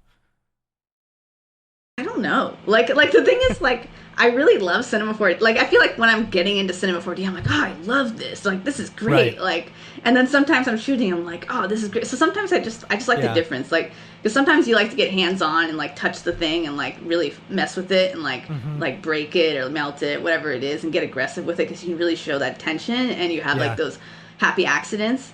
But I also love 3D because you have such control of the lighting and the camera that you can't get in real life. So I think I just love, like, I want to do more, like, learn more about 3D and like, because I've been spending a lot of time in the practical live action design area. So like, I think I'm starting to, like, since the pandemic, I think a lot of jobs have been moving from live action to 3D more. More totally like so I've definitely transitioned more to that, and I'm like using my PC like every day. Like, I have a 3D computer and then I have my design computer, so I'm like, so I don't know, I love both. It's hard. I like setting up shots and doing stuff, but I'm a really lazy person, so I'm not the type of person who wants to get all my gear out of the closet and the lights and make sure I have all the cameras, stuff, the plugs and everything, and drag it somewhere in the car. And like, I like to sit down in front of Cinema 4D because all the stuff's already there. For me, I'm lazy. I'm lazy. That's why I shoot, because sometimes it just takes less time and you have all this content that you can use. So I know it's a lot of physical labor, but it's like it's less mental and emotional labor. Yeah. That's funny. So I have a topic I wanted to bring up, and I wanted to get y'all's opinion on this as a way that it relates to Mograph. So it's about customer service. Now, I won't go on a big customer service rant, but I will say I've had a lot of issues with customer service lately, and it was really weird because it feels like it all happened around vacation. Okay, so like, for example, we rented the RV, we had problems with the RV, we had bad customer service as far as the RV went, right? Before I went out of town, because of the problems with the power in Texas, I actually ordered 2 generators, and it was very specific because these are very heavy, very big generators, like when they're going to be arriving, when they're going to get there, when we're going to, they're like, these are the protocols for COVID with the delivery, and they're going to unbox them for you and show them how to work. You must be there at this time or you will not receive them. And then they don't show up at all, and then I get one late and another one still hasn't arrived, right? I had a problem with Turbo Squid the other day, and this is more Mograph related. It's like, I went to buy that rocket ship, and it was supposed to be FBX and OBJ. It was originally created in Blender, right? So it's like, I get it, and there's no textures. And they're like, well, you have to open the Blender file and do this. And I'm like, I don't know enough about, like, just give me the textures. Yeah. And then they're trying to spend fix it. 3 hours trying to figure out how, download Blender, open it up, and then figure out how to export all the textures from Blender. Yeah, and I'm like, and they're trying to give me all these ways to fix it. I'm like, I already bought another one, as you can see. It took less time. It took less. I had to do it then. That's the problem with Turbo Squid. If the model doesn't work, usually you got to get your project done another way. So it's like, I just need the money back. Don't mess with me. I've been a Turbo Squid customer for 20 plus years. Yeah, I buy stuff all the time. Like, don't give me a hard time about this. I'm going to talk about you on my podcast. Yeah. No. Right. Do you know who I am? No. Do you know who I am? But it's like, okay, like, I get what y'all are saying, and I understand that you got to pull it from, but I can't do that, and I already bought another expensive model instead. So just give me the money back. Another example, in this household, we're big Bath and Body Works fans. Yeah, you are. Okay. Love the candles. And when they do their sales, we load up on them. 20%. Yes, he does. That's right. Or the, the 3-wick candles for half price and all that, right? Okay. So, same thing, ordered a huge amount of candles, and they just never showed up. There was like one box with one candle and then like some broken stuff that they sent, and the bulk of it wasn't there. And then they wouldn't return. They said, well, we got to wait till the end of the month and see if it doesn't arrive. And I'm like, well, FedEx never scanned it in the first place. Need They would these not give me my money candles back. And then it's not even about the candles. It's just like the money. I just need my money back, and they won't give it to me. And I have to call the bank. I got, those Amazon problems, the generator. I had an issue with GoDaddy. While I was gone, all of a sudden my email wasn't coming in because I throw everything to a catch-all. And after 20-something years of having it set up like that... Yeah, didn't they update to a new, different type of email server? They did a deal with Microsoft 365. I'm sure it was a big money deal. Outlook and Microsoft, like Outlook will just, like, mess up your computer. I'm always telling people, just go to Gmail. Like, it's fine. Just use Gmail. Right. What's the problem? Like, stop using Outlook. Just go direct, and I have everything forward to there anyway, but I do a catch-all. If it's American Airlines, it's American at, and whatever, right? And it's just a domain that I've had since 1999. And, but all of a sudden something breaks and you need customer service. It's like, the problem with that is I couldn't get into my account because the account was at an address that was a catch-all as well. So I couldn't even reset my password and fix things because of the issue. And then lastly, I'm not a big fast food eater anymore, but I had problems with DoorDash because I just wanted to order some food the other night. Here's the problem with food delivery services. If they don't expensive. It's expensive. So that's the thing. It's expensive. You decide to you make the decision. Is it worth it to pay a $10 delivery fee to get Taco Bell? Right? You know what I'm saying? Right. Not worth it. And if you do, if it's one of those nights where you just don't want to leave the house and you're going to make this decision, you're going to pay that money. You expect to at least get the food. Yeah. Right. Yeah. So this driver literally was in line and told me, they said they didn't have the order, and then he left and marked it as delivered and charged my card. I think he just took the food home, and then so I have to redo it. And what happens when you have to redo an order? You have to pay tip again, and you have to pay a delivery fee again. So getting a refund isn't enough because you're not getting that fee back. 4 orders later, I had all the food. I kept over and over and over customer service to the point where customer service flagged me and said that I was, the system thought I was scamming them. I'm like, but you could see I'm reordering the things that are missing over and over. But the thing is, in customer service, they don't understand that. And usually you're talking to somebody who works in customer service and they have limited power. If you can talk to someone. Right. The thing is, usually they're like, chat with us on text. DoorDash, I think, has the best customer service compared to the other ones. Like, Postmates made me so angry. I was like, I can't do this anymore. I'm deleting the app. Like, I really can't. Yeah. I can't deal with you anymore. Like, and they make it so hard to contact them. And I'm just like, dude, like. So four orders with DoorDash. I ordered again last night because it was like, I'm going back on my diet today. This is the last, let's order some Jack in a Box. Again, 2 orders, didn't get it right. And it's like, but now I have to pay the delivery fee. And they're like, well, we gave you your money back. And it's like, right, but I don't have my dinner. Yeah. Like, it doesn't matter if I got my money. If I want to order dinner, now I'm going to have to pay $10 delivery fee and a tip again. Yeah. But the reason that this relates is because when you have a client and you've got to provide customer service, that kind of customer service that like Amazon or DoorDash or somebody that's not enough. And I think that's why my standards are so high, because this is the customer service that I provide to somebody else. I would only expect the same thing back, right? So go ahead. No, go ahead. Oh, I was just going to say my absolute best customer service that I got in the last week of dealing with hours of customer service online was GoDaddy. Yeah. Surprisingly. Mm-hmm. I'm talking like did they try and upsell you though? Because they always try and upsell me. They did, and they didn't do that. They got on. He walked me through every bit of the process. He sent me the article. Mm-hmm. We stayed on the phone. He made sure that I got it right, and he made sure that the problem was fixed. And then I had an old server that I don't update the Drupal database anymore on, and it got like suspended because I didn't update it and it's quote unquote vulnerable. Mm-hmm. And they still charged me for the server this year, even though it's suspended. Okay, we'll cut that off. We'll give you the money back. No problem. Like, that's the kind of customer service that I think is key. Yeah, Like, I yeah. always So go tell ahead, my go kid. ahead. I always tell my kid. So we went to McDonald's the other day, right? And I ordered the what is it? What is this? These stupid K-pop bands. They have like a McDonald's meal or I something. know what you're talking about. Yeah, it's just 10 nuggets meal, a 10 nugget meal with some special sauces, right? And so Is it the Szechuan sauce or what? No, I don't know From what Rick and sauce Morty? it is. Yeah. Yeah. Anyway, so Yeah.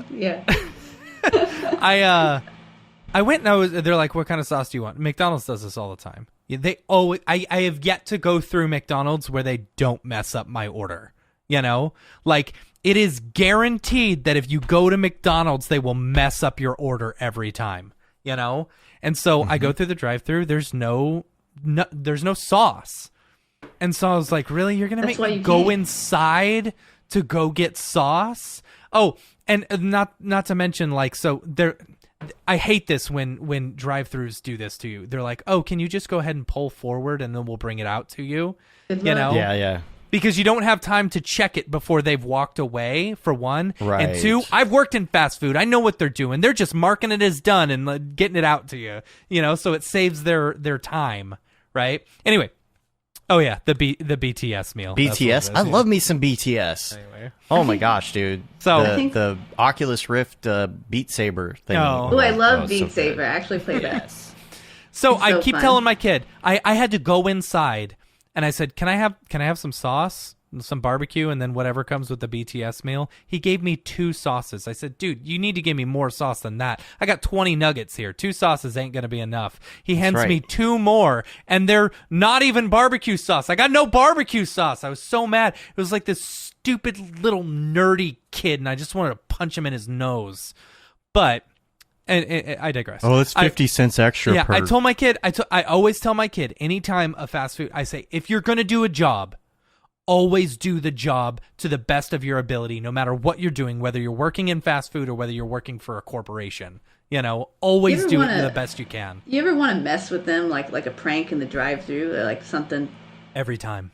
like I always want to like roll up and like do something crazy, like not like too crazy, but like I always want to like lighten their day with some kind of weird shit. Like I don't know, I just always want to like throw them off. Like I don't know, but Well, I feel that's why I advocate for better pay because these workers don't want. Of course, these workers don't want to do that, and that's Yeah. a whole conversation for like a political podcast. But yeah. you know, I think the worst customer service is Wells Fargo, and oh man, and David dude, Wells so like Fargo. I would never choose to do business with them, but my loan for my condo got like sold to them, so. Oh, that sucks. Yeah, and then like You're they forced. they cheated me out of like a ton of money or whatever because that's what they do. And then Yeah. I've spent so many hours on the phone with them that so I got an Apple Watch because I was like I'm gonna treat myself because I can't go anywhere. So that was like my little vacation to myself with a purchase. So Yeah. I got the watch and it told me I had 150 heart rate from just being angry talking to them. Oh, and it that's was funny. like, you should calm down. Like, and I'm just like, oh shit, like I'm not okay right now. I'm like, I'm fuming. Like, and I had to give up eventually because like You they're should just- you should switch over to Rocket Mortgage, like you can't Rocket switch. Loans. Well, I mean, I guess if I refinance, but they Yeah, can yeah, always yeah. like sell your Dude, loan. I don't know. I refinanced through Rocket Mortgage. It was the absolute, as stupid as it sounds, and they're Quicken Loans, right? this episode brought to you Brought to- by Quicken Loans. and GoDaddy apparently. Yeah. Take out money now. It was the best experience of my life dealing with loans, right? And I've had to use them for a couple of, so the first one, I was like, okay, let's see how much the refinance is for, what rate they can get me, right? So when I first moved into my house, my mortgage was like $2,900. And every 6 months or so, from the first time I refinanced, I'd hit up the guy who I refinanced with and I'd be like, hey, what's the rates? Should I refinance? And he's like, yes, now you should. My rate is now 2.25. What? You got a Yeah, 2? and Dang. my payment has dropped insane. $500 since I moved into my house. But what's great about it is everything is done online. I haven't had to talk to a Yeah. single person on the phone, right? And then, so I was like, all right, well, maybe I'll go through them because I needed a small little loan to cover the extra for our pool that we're building, And so I'm looking online. I was like, I'll go check out Rocket Loans, right?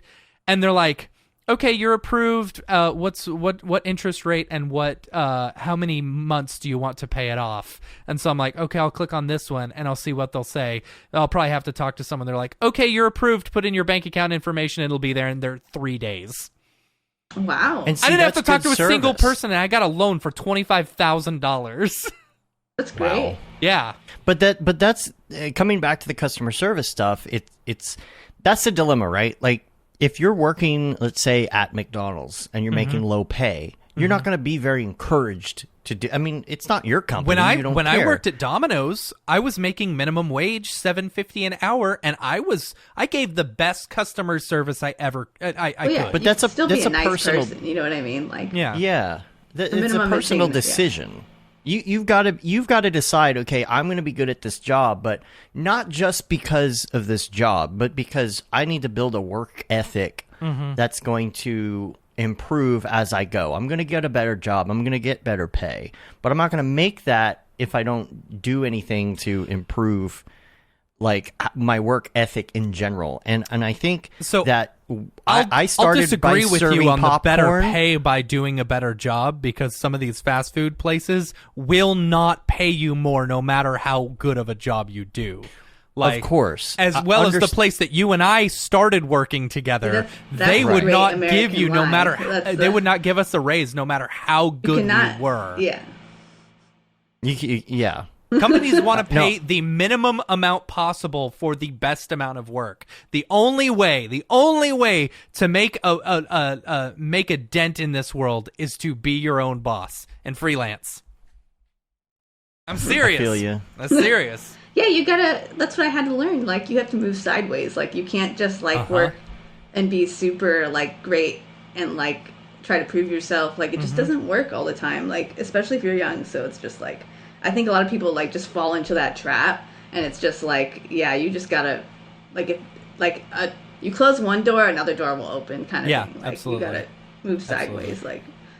That's. But to bring it back to the customer service stuff, as far as your own business, as far as being a motion designer, You're constantly the reason I bring this up is because you have to be able to make clients happy in order to get that repeat business. Nobody is going to if you use the DoorDash model of customer service, which is just apologize profusely with copy pasta every time somebody chats you. Oh, we understand how frustrating this can be. Do you?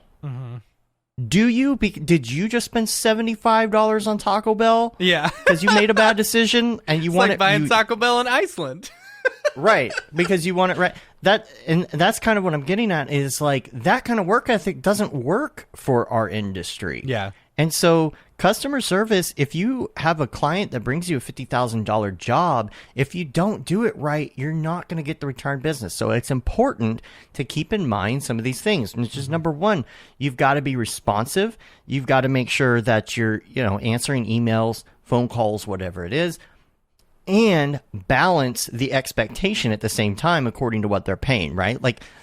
It's not customer's always right. You need to give me Pixar for $100. Right. But you have to be able to have that work ethic, and that work ethic is something that's not necessarily taught in school. So when you go to college, they don't tell you necessarily how to deal with a client and how to make sure that they're happy and how to, and that also comes into play when you're hiring somebody. If you've got a freelancer that you want to hire to do a job, maybe they have a badass reel. Yeah. But then you realize that their customer service isn't good because you hire them for a gig, and I'm like, I thought your reel was badass. But then it takes 5 days for them to answer an email. They're not following directions well, or whatever it is. But customer service is something to keep in mind, and when you have experiences with your own problems with customer service, it's important to take that as a lesson and say, here's what I don't want to do as a business. Here's what I don't want my customers to feel like. And I feel like that just gets lost in corporate America, and it is so hard. And so I think about that as far as expanding and doing other things. How do you scale and keep customer service appropriate? Is it impossible? Because you can't scale customer service for DoorDash because you can't talk to the owner every time you have a problem with your meal, right? You got to talk to somebody who has absolutely zero control and has, you know, a what do you call it? A skip logic sheet in front of them as to how they're supposed to respond, you know, and that's not customer service. Did you know the louder you scream, like the louder you I'm not talking about words. I'm talking about just like if you just scream like on the hold lines or with these guys, like they'll pick up faster and they'll deal with you better. Like is that just true? Literally scream like Time Warner Spectrum. You just scream like for like if you won't be on hold for an hour. You just scream as soon as they put you on hold, and they'll get to you in like 10 minutes. I heard that, and I don't know if it's an urban legend or whatever, but if you curse when the computer asks you what the problem is, you're more likely to get to somebody quicker. That's and I'm right. not kidding. Interesting. Like the algorithm actually picks up curse words. Anyway, Just scream. My rant about customer service is just to say it's something to keep in mind, and it's something to learn lessons from when you're having the problems. Because I'm not the type of person that likes to have some sort of hanging issue when it comes to a client. I hate when a client is upset about something. Yeah. Like it actually gets to me emotionally. Dave has to to go talk to other people that I've pissed off because that's he true. doesn't like leaving it. That's happened a few times. I have. I like to smooth things over. It's good What's to wrong vent with because like you don't want to explode at anybody. But I mean like so far with my stuff, like I've never really had any issues with like, you know, people being mad, luckily, but that I know of. But I'm always responding, and then you always have Slack on everything, and like it's like but everyone's just trying to, you know, it's nice when you're working with a team where it's like chill and like everyone's like willing to joke, and like even if it's a stressful situation, like everyone's still like good mood and stuff. Like if you're like a total downer, like it doesn't help the project, you know, and like so like sometimes it's fun just like to not take things so seriously and just have fun while you're doing it. It's a definite skill to be able to keep the client, I don't want to say under control because that's a terrible way to put it, but to be able to keep the client happy and to be able to talk them through something if there's an issue, or, you know, because stuff happens, right? You know, something is going to get screwed up. There could be a misunderstanding. We've never had anything super major, but still there are things that you have to smooth over. And honestly, most of the time it's because the client doesn't understand what is out of scope and what's not. Even if you tell them 100 times, these are the steps, these are the amount of changes you get, this is the budget, this is out of scope, they'll still be like upset because of something that is their issue. But again, you're trying to provide that customer service. You've got to tell them how it's their fault without them thinking it's their fault. But anyway, I don't know if there's much more to say about that, but what that's going to segue into for me...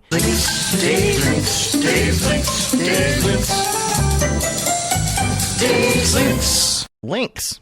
Okay. Because the first link that I have today is... this is about fully about a company that is too big for its own good, and I think we know that Adobe... is too big for its own good sometimes. Yeah, it is. And I really, really hate the fact that Adobe is at the point where they can just do whatever they want because you're going to pay for it anyway. Yeah. That really irks me. Yeah. And the situation here, and this is where it ties in, is Substance Designer. Mm-hmm. Because what did everybody say the moment Adobe announced they were buying Substance? Substance is going to go to crap or something like that. Right. Yeah. The whole thing's gonna go. They're gonna ruin it or whatever it is. Right. And so far, it feels to me like there has been proof that they don't necessarily care, because what you can get Substance now as part of the cloud package, right? Can you? I think that's the new thing. I think that's what everybody's talking about. I haven't looked at cloud, but that's the rumor that I saw. Now they came out with this video, and it's supposed to be talking about Adobe's version of Substance. And this video, there's a couple things wrong. Number one, the number one thing is the video. And sorry, I've got to clear some space on my computer before all my things crash. I did not even think about this today. I thought about it before. You got to clear space? Yeah, I thought about it before we did the show, and I was like, "Oh man, no problem." I completely forgot." Okay, if you have not seen this substance video, you need to look it up, because here's the first problem: is that they're talking about nodes. NODE is pronounced node. This comes back to quality control. It comes to caring. It comes back to all of this. How did Adobe come out with a video talking about nodes in Substance Designer if they're calling them nods? Sorry, I'm trying to do two things at once and clear my if I understood correctly, I think the people the studio who created it were based out of France or something. They were. Maybe they just didn't know. I don't know. So let's say they don't know. Okay, their accent. Right. This is an issue with quality control. I don't know if you want to call it customer service or whatever, but did anybody watch that video who knew what a node was? Yeah, I don't know. This is what I don't understand. Because this is an example of how I feel like Adobe doesn't care what really happens to Substance. Because if they cared about it, somebody would have seen that video. Is that not just a slap in the face to the people who are the team that is working on Substance and is doing such a great job with Substance? That this video comes out, they don't show it to them, because anybody that was going to see that video on the team would have said, there's something wrong here. The Substance team would have said, there's something wrong. You're calling them nods. What the hell is your problem? Like, do you not know what a node is? You're Adobe, right? And the team that's working on it, the video, have they not heard of a node before? They're making a motion graphics video, right? Yeah. So how does it get to the point where they especially with all the people who are working on it, it's like, you know what a node is, every motion designer knows what a node is, right? Did no one, even like the person editing it, be like, are they mispronouncing this? Right. This is why I'm just so like dumbfounded right now, because I hate when people don't do the research. Like, right. It's such a minimum amount of research they have to do. Like, yeah. So, okay, I think I got all my stuff running again, which is good. Just to make sure. All right. You can't do Substance with the thing. You got to pay an additional like $20 a month or $40 But you can still get it as part of the package if you add to, I think, right? It's you're like adding in the cloud. Another $40. Well, before, but before you had to Yeah. it was like it was a separate program to install. Okay, sorry, I think we have proved that I am not good at doing two things at once, but I didn't want the entire system to crash there, so we're good now. Anyway, to continue my rant here, the next thing that happens is people are looking at it and realizing, aren't those grayscale gorilla textures? I think Chad realized that. Yes. Watching it. And so he starts going through and like referencing some of the images that he has from these, and it's like, and the way they presented it made it seem as if these were default Substance textures that you get. Exactly. And so there are some people that are like, well, I don't understand what the problem is. And it kind of makes sense and it kind of doesn't. Like, think about, let's just say there's a Maxon video, right? And they're showing off somebody using Cinema 4D. And they're showing them using the plugin of Grayscale Gorilla. Now, they're showing off something that you can buy to put into Cinema 4D and use in Cinema 4D. They're not saying this comes with it. They're not implying that it comes with it.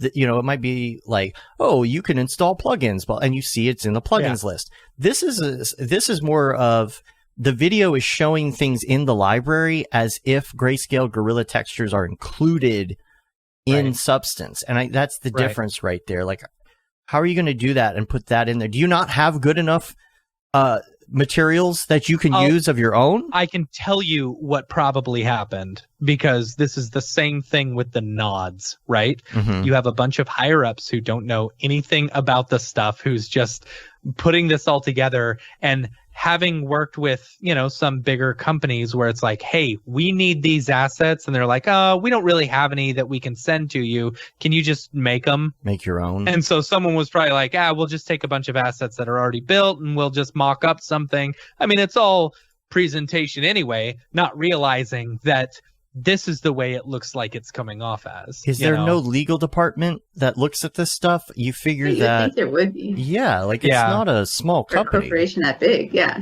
Yeah, I don't know. Even small or companies... maybe they don't understand it either, Yeah. I guarantee you the legal doesn't understand There's it. like specifically art lawyers, but... Right. It's just an example of just not caring.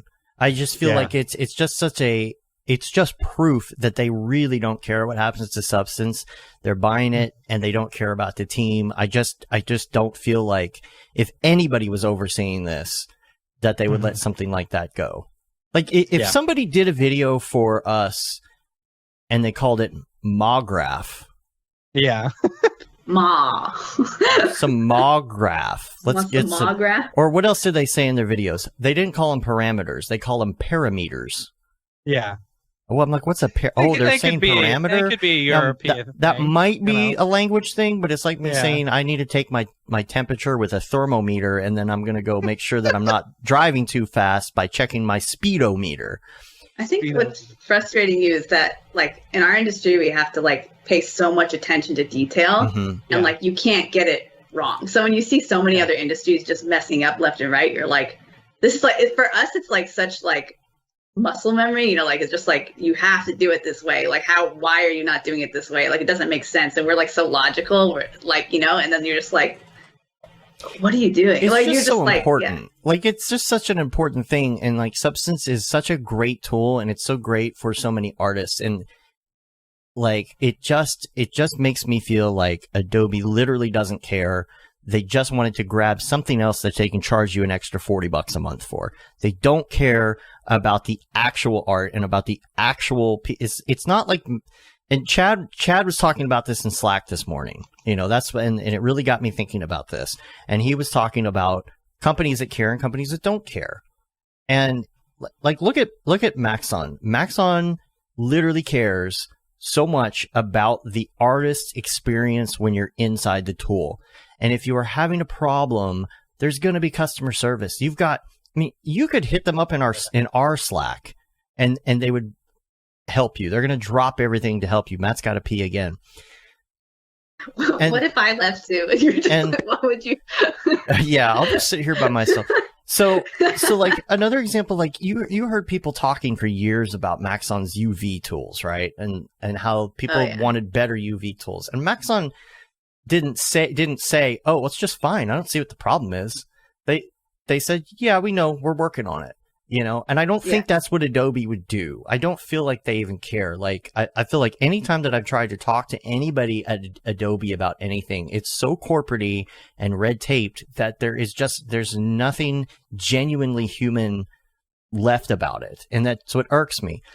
And, the same thing applies to Blackmagic. Now I have another link. I will say that I like Blackmagic products, even though they get a bad rep for being like the prosumer-ish kind of camera. I really do like their products, and there are some things that are really weird, like when you want to download their software, every time it asks you for your email address. I'm like, I just need a driver update. You could work in a DaVinci Resolve too, which I really love how it's like linked. And like after working in DaVinci Resolve, like I used to do After Effects for all my for like shooting stuff.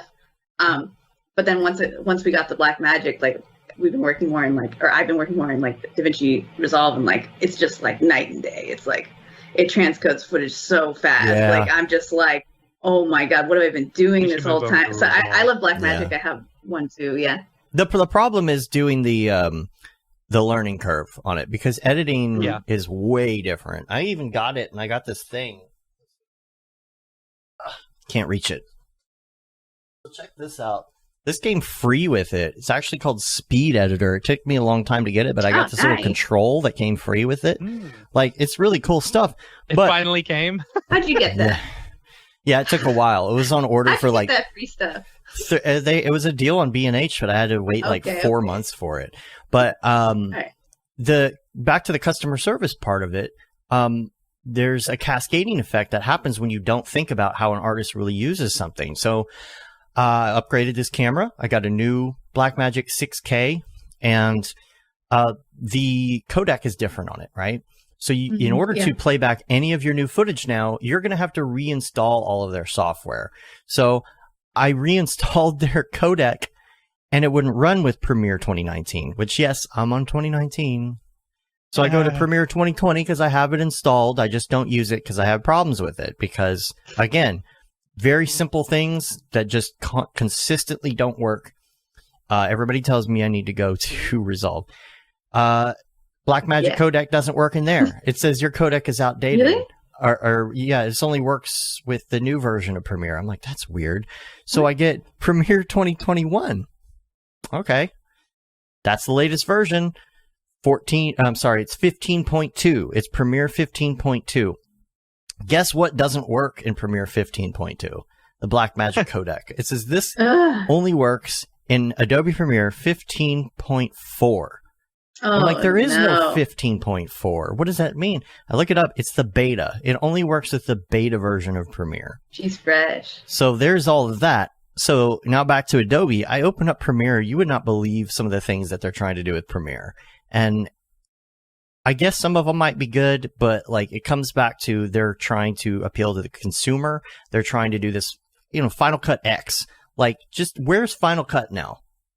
Because they tried to dumb I it love down. Final Cut Pro, and when they went to X, it was like, you've ruined it. We need 7. Like, it's just like, no. Yeah. Like, what have you done? It's like, I just need an editor that works. And the same thing with After Effects. Simple. RAM preview that doesn't work. It's like these companies get too big for their own good. So moving forward, when I'm working on my own things and my own companies and things, I'm like, what is going to allow this to scale in a way that is not going to forget about the reason that it's here? What is Mograph going to be in 10 years? I don't know. I have an idea of what it's going to be, but what I don't want it to be is something that's so out of touch with the artist that everybody's like, screw these guys. I don't care. Anyway, I'll end my rant, but it just kind of all linked in, the customer service, the different things. And I hope that people keep that in mind when they're working with their own clients, customers, whatever you want to call it, because I think it's super important to keep them happy. That's how you're going to make money. End rant. I'm sorry. I went off for like an hour, I feel like, while dealing with this space on my hard drive. So that being said, I'll move over to the other stuff here. I had a link 2 weeks ago that I wanted to talk about, which was Raphael Rao. He did this Game Boy render that was so awesome. It was like a Game Boy opened up in the different pieces. So it's called Love Letter. Check that out. And then also I wanted to mention that Teddy came out with a new HDRI pack. This is Rad Scientist. Came out with a new HDRI pack, and I just got to say, I love the marketing that he did on this. He sent out an email, and it said support ticket number blah blah blah for HDRIs, and I opened it, and it's like, gotcha, didn't I? Now that I have your attention, here's our new HDR pack. Really cool. So check that out. And now let's go back to you, Rachel. So we won't be talking about my rants anymore. Let's talk about some of your favorites. This is Mograph Recommends, and we want to ask you some of your favorite movies, TV shows, all of that. We're going to start, though, with your favorite movie. Any of these things can be either recent or all time. Doesn't matter. It's up to you. God.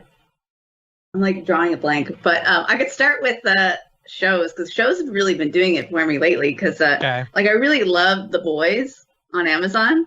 I've heard good things. Oh yeah, dude, I love how like they go super dark. Like dark humor is really like, I love that stuff, and I love all the Marvel stuff too. So I love all those movies. Like I love how everything is like so linked together and like well planned. Like it's not rushed. Like so I really love that stuff. I know both of them happen to be superhero things. It's not like I'm super into superheroes or anything. I just really love the storytelling in those. As for movies, I mean, let me see. Yeah, I have to think about that one. I mean, I've just like Marvel movies. So like that's what I go out to pay to see. You know what I mean? Hi, my name is Sashia Dumont. I'm a writer, actor, and filmmaker. Hi, my name is Paul Robinson. I'm a director, DP, and filmmaker. We are the creators and hosts of the Go Gorilla Filmcast, an online source for all things indie film. We are a husband and wife film team and co-owners of Send 3 Productions, and we started this podcast for filmmakers like ourselves who were producing on micro budgets with skeleton crews. Go Gorilla is a weekly podcast that features various talents in TV, film, and web series productions. We've interviewed filmmaker powerhouses like Kestrom Pantera, Richard Raymond, Alex Ferrari, Cassandra Ebner, and Ryan Connolly. Amazing actors like Hannah Ward, Lou Taylor Pucci, Chris Wataski, and Eileen Gruba, groundbreaking cinematographers like Jody Lee Lipes, and Jessica Lee Gagné, and many more. We also offer weekly reviews of our favorite films and shows, which vary from low-budget first-time filmmakers to A-listers and everyone in between. Go Gorilla is proud to announce that we have officially joined the Mograph Podcast Network. So if you love filmmaking as much as we do, tune in every Sunday for a new episode of the Go Gorilla Filmcast, your source for all things indie film. Now available on the Mograph Podcast Network. So, because it's such a nice experience. So I don't know what's going to happen with the movies with all the pandemic transitions and stuff like that, but it's always fun to like go to the movies and like be around all these like super fans and everyone's screaming at the same time, and like, yeah, that's just such a nice ride. So, and Kevin says that The Boys is good, but he will never stop talking about Breaking Bad or The Wire. Apparently, neither will we on this I mean, show. Breaking Oh, I Bad's guess good. not. It's classic. Yeah. So we kind of covered movies and TV shows at once, which is awesome. What about favorite music? I really like ZHU. Like, I love, like, when you go to his shows, he does, like, these amazing light shows. Like, sometimes, like, his music just sounds better in person. Because I know some of it can just sound like too much electric. But, yeah, I really love that stuff. Like, because his light shows are just so cool. And they have, like, an actual saxophone guy and, like guitarist also. So he's, like, does electric music, but he also has, like, these real musicians there. So I always really love his work. And then I like Glass Animals because their lyrics are really off the wall. Like, they have one song about, like, pineapples and, like, one's about pork soda, and it's just like really weird like concepts, and it's just strange. So what kind of genre is that? Glass Animals? I don't know. It's probably I don't even know what they are.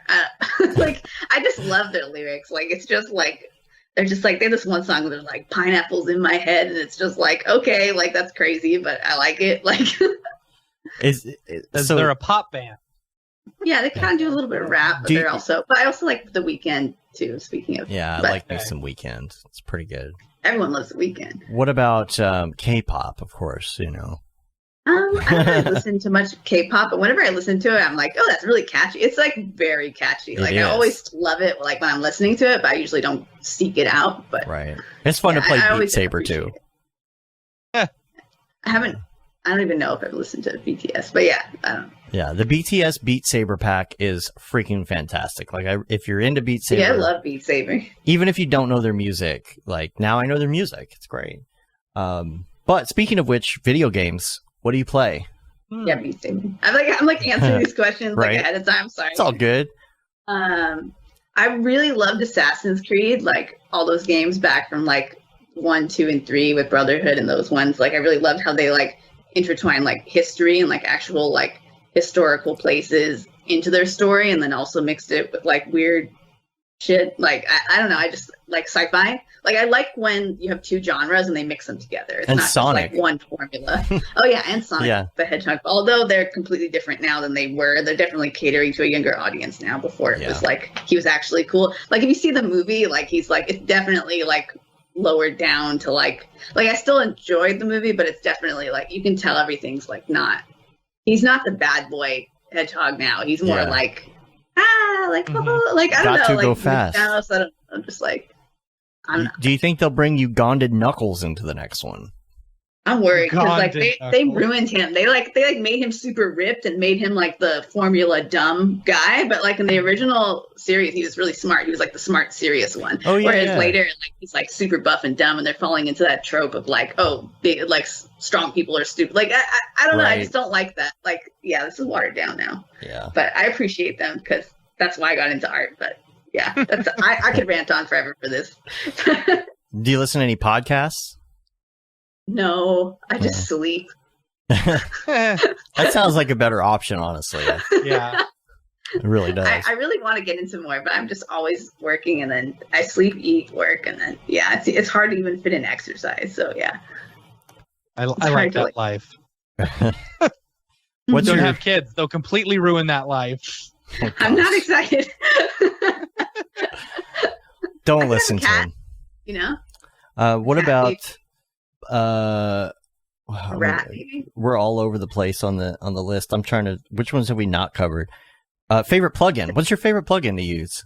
I like Sapphire, but honestly, like I usually don't use that much. Like Sapphire will add like another layer of like it'll make it look nice and premium. So I really like it. We also have Red Giant, but I usually try and steer away from it because sometimes when you work at studios, they may not have the license Right. and it's a whole headache, especially with work from home because you gotta fight the IT guy about it, and then it never happens. The amount of time it takes them to get you that plugin, the job's already done. So it's just like there's no time for plugins a lot of the time. But it definitely Sapphire will really make something look nice because they really have chromatic aberration down. Like it looks really good. That's one of the things that I've always liked about having packages now like Red Giant Universe is either somebody's going to have all the plugins or none of the plugins. Yeah. Right? Like you don't have to worry Right. about it as much because sometimes it's like, man, I could make this look really good if I could just use this plugin, but I can't because I have to give this project to someone and they don't have it. Right. Yeah. So Yeah, and then they're gonna have to redo the work that you did. So like I had a recent project where I had to redo because I didn't have that plugin, even though I really like that plugin because I'm paying for this one and I don't want to pay for that one. And then again the IT stuff. So a lot of times I really just try and stick to making it simple and as best I can and try and just experiment with stuff. And I usually never get to the plugin aspect of it. I'm sure that's not some people love plugins. I never have time. Yeah. And app. What is your go-to? What's your muscle memory app on your phone? On my phone? Mm-hmm. Oh, shit. Are you an Instagram person? Are you a TikTok person? I was not really I don't know. I've been trying to get more into social media now because I was talking to this really good artist named, he goes by Stylo. I think you probably heard Oh yeah, him. He's Stylo. I'm trying to get him on the show. He's great. But yeah, he messaged me. He's like, your social media sucks. He's just being honest with me and being you're he's just trying to say I could do better. He's always complimenting my work, but he's just trying to say you need to get better on your social game. So from that point I was he's right. I'm gonna try. So then I made my profile not private, made it public. I did all these things and so I've been slowly rolling into it. And yes, I use Instagram. I recently got Twitter, which I am very not in my comfort zone at all. And then I use Messenger a lot. I don't really use Facebook, but I use LinkedIn. I know you were talking shit about LinkedIn, but I use LinkedIn. But oh, we've gotten some gigs from it. It's just 2 of our biggest gigs ever we got from LinkedIn. But, but it's just very corporate-y. And it's hit or miss like that, right? You'll get one big thing and then you won't get anything off of it for a year or something. Yeah, I usually just keep it as it's my notes for myself so I know where I worked through the year when I'm doing taxes. I just fill it out because I'm I need to remember I worked here, here, and here, and this is 1099 and this is not. So it's really just a note page for myself. But that's your CV or it's a place to you make sure that you can mark your work anniversary because that's so important. I've seen a lot of people get work anniversaries and they don't not even working at that company anymore. I'm you don't even work there anymore. They just don't update their LinkedIn. I don't know what to say. I'm cheers. It's my sole proprietorship was called Cosum Media. And it's just been on my profile for 10 years and people are congratulations on 10 years with Cosum Media. I'm you don't know me, do you? Yeah. And why does it matter? Why is a year anniversary a big deal? I don't know. Have you gotten like some weird requests like to add you on LinkedIn? Because like I've had some really weird ones. Like there's always like one where there's like some guy and he's like sweaty and he's in front of like 60 monitors and like, and I'm just like, I don't know if I want to accept this one. Like, sweaty in front of. He's like comic book guy. Yeah, he's like super like I get some really creepy like yeah. So maybe it's different when you're a girl. You get some weird like they're always like sometimes like some of my friends that are also on LinkedIn that are girls like will all get that guy will like try and add all of us and I'll be like, yeah, I saw that guy, and it's just like yeah. So like that happens a lot. Wow. Yeah, there's a lot of creepsters. Okay, life hack, the big one. Mitch Myers says turn the toaster on its side for some bomb-ass grilled cheese. What? Sounds like a fire. It might be. Or it might be fire. That's one of the two. fire. Keep your fire extinguisher near. Yeah. So what would you say? That's Do you have, it could be either like a productivity thing, it could be something about like something random like the toaster, but do you have kind of a life hack? I feel like you do. I have several, but I mean like what's it for mental health, do a brain dump and write everything you have to do on a piece of paper, like, and then like organize it and like set it up by like write a calendar for like the week and like organize it and put everything in there and like step by step everything you have to do, whether it's projects, life, car, whatever, and like just keep it organized and do that every single day, and that will help you when you're like super overwhelmed, because sometimes when I get like really overwhelmed, like stress and stuff, that really helps keep me in check because you're constantly updating your schedule. I know it sounds like super common sense, but honestly it's like that really helps like keep my head together. Totally agree. Another thing is like if you suffer with camera shake, you could like when you're filming something, you can get pillows and you can like make sure you're walking on the pillow only, or like if you're kneeling down doing like some crazy thing, like if you just kneel down on the pillow, it'll reduce and soften that camera shake. I like so that sometimes one. that's a life hack for you. So I have like For a really dirty ass pillow that's like it just looks terrible. There's like paint all over it. It doesn't have a pillowcase on it.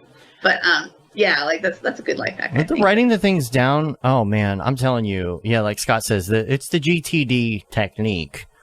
It's getting things done, and if there's one thing that I've taken away from it, because I don't do it to a T, but if there's one thing I've taken away from GTD over the years, is the writing down. Even if you're not putting it somewhere, even if you're not categorizing it, even if it's just one long big list, your brain, if it's not written down on your outboard brain, in the back of your head, in your subconscious, is going around in circles trying to remember, don't forget about that thing, don't forget about that thing, don't forget about that thing. And then when you multiply that by 100, you're stressed and you're like kind of irritated and you don't know why. You're like, why? I'm so uptight. And it's like, oh, well, that's because I'm trying, my subconscious is trying to remind me of all the things that I have to do because it's afraid I'm going to forget, which is even worse if you're like ADHD, you know? So, yeah, that's a good one. That's a good one. Yeah, and I've had people like look at me and be like, why are you making a list? Like, you're wasting time doing something when you could be getting those things done. And I'm like, no, this makes me so much more efficient. Like, absolutely. If like if I do this, I can stay on track. Because like if I don't, then like it's much harder to manage. So it really helps. Yeah. Yeah. Okay, I think that it is time that we do the drop. Let's do the drop. All right. The drop. Is this the fucking mic? Drop. This is exactly what I should be doing. What's up, and welcome to this week's episode of The Drop, your weekly source for all things NFT and crypto art, as well as upcoming drops by notable people in the Mograph industry. I'm Matt Milstead, joined by Dave Koss, and joining us this week is Rachel Brickel. Let's get into some drops of this week. Hold on, let me bring up my my list. My list. You know what? What's funny? What's up? No. I was gonna say, I'm very proud of Nifty Gateway this week. Super proud. Oh, they got you your stuff on time. They were listening to you. I mean, yeah, they did have it on time. Of course, I also waited until super late to actually get my list together. But I'm very proud of them. They only have one person per day every day, with the exception of one day. And I think that's really cool. They're lessening the amount of drops. I think it's awesome. I think that's great. I think that's the way to do it, because then you focus on that one particular artist and stuff like that. You make it all about them, which is awesome. That's good. That's the way it needs to be. So, starting off, Nifty Gateway 628. That is today, Monday. An artist that goes by the name of Thank You X is doing a drop. Thank You X is all about this like mixture of like actual physical art. Dave, can you click on the Thank You X Twitter account and you'll see one of the pieces that they have done. If you go down, that one right there. So this is like an actual physical piece that they've embedded like a digital piece into it as well. Yeah, kind of neat. So, it's like a physical artist going into the NFT space and stuff like that. I think it's really neat. So, interesting to see what they actually drop this week. Tomorrow, 6/29, they are doing a Nifty Pride to celebrate Pride Month. They're releasing 5 different collections, bringing together some of the world's biggest creative, visual, and musical artists in celebration of the LGBTQ community, which is very cool. Very excited about that. And then July 1st, we'll start off with Mr. Doodle. Mr. Doodle. Nice. And y'all should know, people should know Mr. Doodle. I love Mr. Doodle. Yeah, click on. So like a lot of doodle. Probably seen a lot of Mr. Doodle's work around like Social Network and stuff like that. Is a really prominent like physical artist, in the space, which is cool. It's neat to see Mr. Doodle do an actual like NFT drop and stuff. Interesting to see what it'll look like. That same day, Woot Woot Gavin Shapiro is doing another drop. Yeah. Super excited to see what he is dropping. Flamingos. I don't know exactly. I don't know if it's going to be flamingos or penguins or something like that. Is it what's on the screen here? Is it this thing? It could be it. I'm not sure. Yeah. So he's going to be introducing stuff leading up to the opening. Yeah. Interested to see what he drops July 1st. But we love Gavin Shapiro. Yeah. Is this his first Nifty or no? I can't remember. No. I bought like a couple of Gavin Shapiro's things. He's done several drops. Yeah. I couldn't remember if it's on Nifty or not. Yeah. Yeah. They've all been on Nifty. He's, I've made some money off of Gavin, which is great, So yeah. On the second, Mr. Misang, I believe is how you say the name. I probably butchered that. But kind of neat little like digital like glitchy animation stuff. Very cool looking stuff. I liked it. That's on July 2nd, and then finally July 3rd. I'm gonna assume the name is pronounced Noise. NOIS 7. Oh, nice. All these people using these numbers for letters. Right. Names. So this is a trailer of the upcoming Woke Up in a Dream dropping on the 3rd. I didn't really look through it. I just put it in there. But yeah, a lot of like still images and stuff like that. Looks very Josh Pierce esque or Stuzor-esque, those little landscape ones. So pretty neat stuff. Next up for Maker's Place, 6/29 tomorrow. The athlete Kyle Lowry collaborated with Corbin Portillo to do like a drop inspired by Kyle's career in this is cool looking. Basketball. Good guess. You're like, ball go far. Ball go far? Yeah. It's just like me. I know nothing about sports. I could not tell you. I couldn't care less about sports. I don't even know why. I mean, this looks really cool. I'm sorry, I shouldn't say that. But I'm just saying, like. Yeah. I don't know anything about sports. Interesting little collaboration there. And then on the 20, we got Frenetic Void. I freaking love Frenetic Void. On the 30th. On the 30th? The 30th. Yeah, sorry. Okay. The 30th. The 30th that we've got Frenetic Void. Frenetic Void is gummies. A drop. I love Frenetic Void's work. I think they're one of my favorite digital artists out there right now. Looks like a smile. Yeah. Right? Is it? Yeah. Gum, gummy, and gum come together as surreal hybrids. Okay. Yeah. Frenetic Void creates these like super like I don't know, just weird and like really surreal looking stuff, and I just dig their work. I dig their work. Do you think that he also took gummies? Well, yeah. Oh, I probably maybe. There's a good chance of that. Yeah. And next up, July 1st, our boy David Ariev is, if you've seen the Down on the Render Farm video that he did for his course for School of Motion, he is auctioning it off as an NFT. Like this is it's such good work. You gotta hit play. There we go. See that beautiful bee and all the roll that beautiful bee footage. She gorgeous. Right? I love it's this. So pretty. Yeah. I love it. I love what he did with like the servers on the. Yeah. So good. Yeah. It's so good. Love Super it. dig it. So yeah, he's releasing that on the 1st. So yeah, that's it as far as the main drops. For community drops, Smearballs is doing a drop on the 30th on Super Rare. Did a collab with Eric Andre, which is super cool. That's awesome. Yeah. So like, I kind of want to pause this and break it down. Like, right? Oh, we got the audio. So going. there's Eric Andre. Right. Yeah. Did he 3D scan him? I guess. I'm sure. You know, does that guy have an arm coming out of his butt? We had the pleasure of working with Eric Andre on a piece for Adult Swim, which was a forgot lot about of fun. that. Oh wow. Yeah, right. You got bird up. Wow, I forgot about that. Yeah, super great to work with. Super fun guy to work with. So, and then so that's that's the one that's dropping on Super Rare for Smearballs. You know, That's love funny. it. Yeah. Yeah, that's all I got for the drops. I do want to mention though that Beeple released his new project.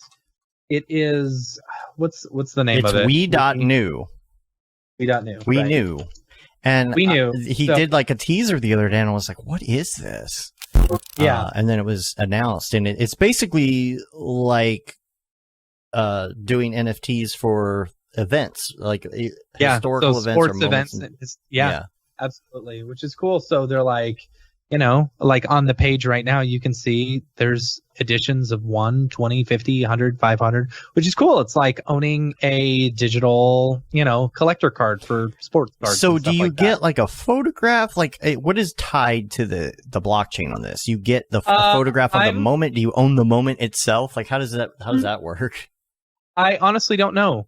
We should have Mike back on the show or talk to him at camp, but I'm assuming. So I haven't had time to really like look into it. I'm sure it says. Okay, so it includes the play tennis with Andy for 30 minutes at All England Club, 2 VIP tour experiences, and center court tickets to Wimbledon Gentlemen's Final 2022. All 5 NFTs in the Andy Murray and Wimbledon series, physical artifacts of all 5. So that's probably the physical one that you're looking at right there. Our team. Wimbledon 2013 program signed by Annie. Wimbledon 2021 poster signed by Annie. That's cool. So you get all these like additional physical things as well, you know, as the NFT and stuff like that. So that's cool. That's good. See, and I think the physical aspect of the NFTs will really help people who are having a hard time understanding the NFT space and stuff. Oh my gosh, look at Mike. That's hilarious. I was going to say the accuracy of this drawing of Mike is not right. I mean, he's not dressed like an accountant in this photo. No, he's not. Really. Yeah, it's weird not seeing him with an eye on. That's funny. So, but that's cool. Yeah, I'm super excited for Mike and like this new endeavor and stuff like that. I mean, you know, it's raining over here. Oh yeah, now. it's raining here too. Is it? Yeah. Yeah. Anyway, so yeah. Rachel, you into the NFTs? Actually, I just like finished one I wanted to post last night, but I wanted to work on the sound a bit. So, where are you going to be posting it? Yeah. I'm actually on Foundation. Okay. Yeah, so I'm on. It's just Rachel Brickel, just my name. But yeah, I'm going to post something maybe in a week or two. I don't know. Let me look at my schedule. Do you have the account? Do you have the Foundation account? We can link to it in the show notes. Yeah. Here you go. Actually. I am putting it in the chat right now. There you go. Oh, you found it. I did. Yeah. Sweet. Oh, okay. Just your name, so it's easy.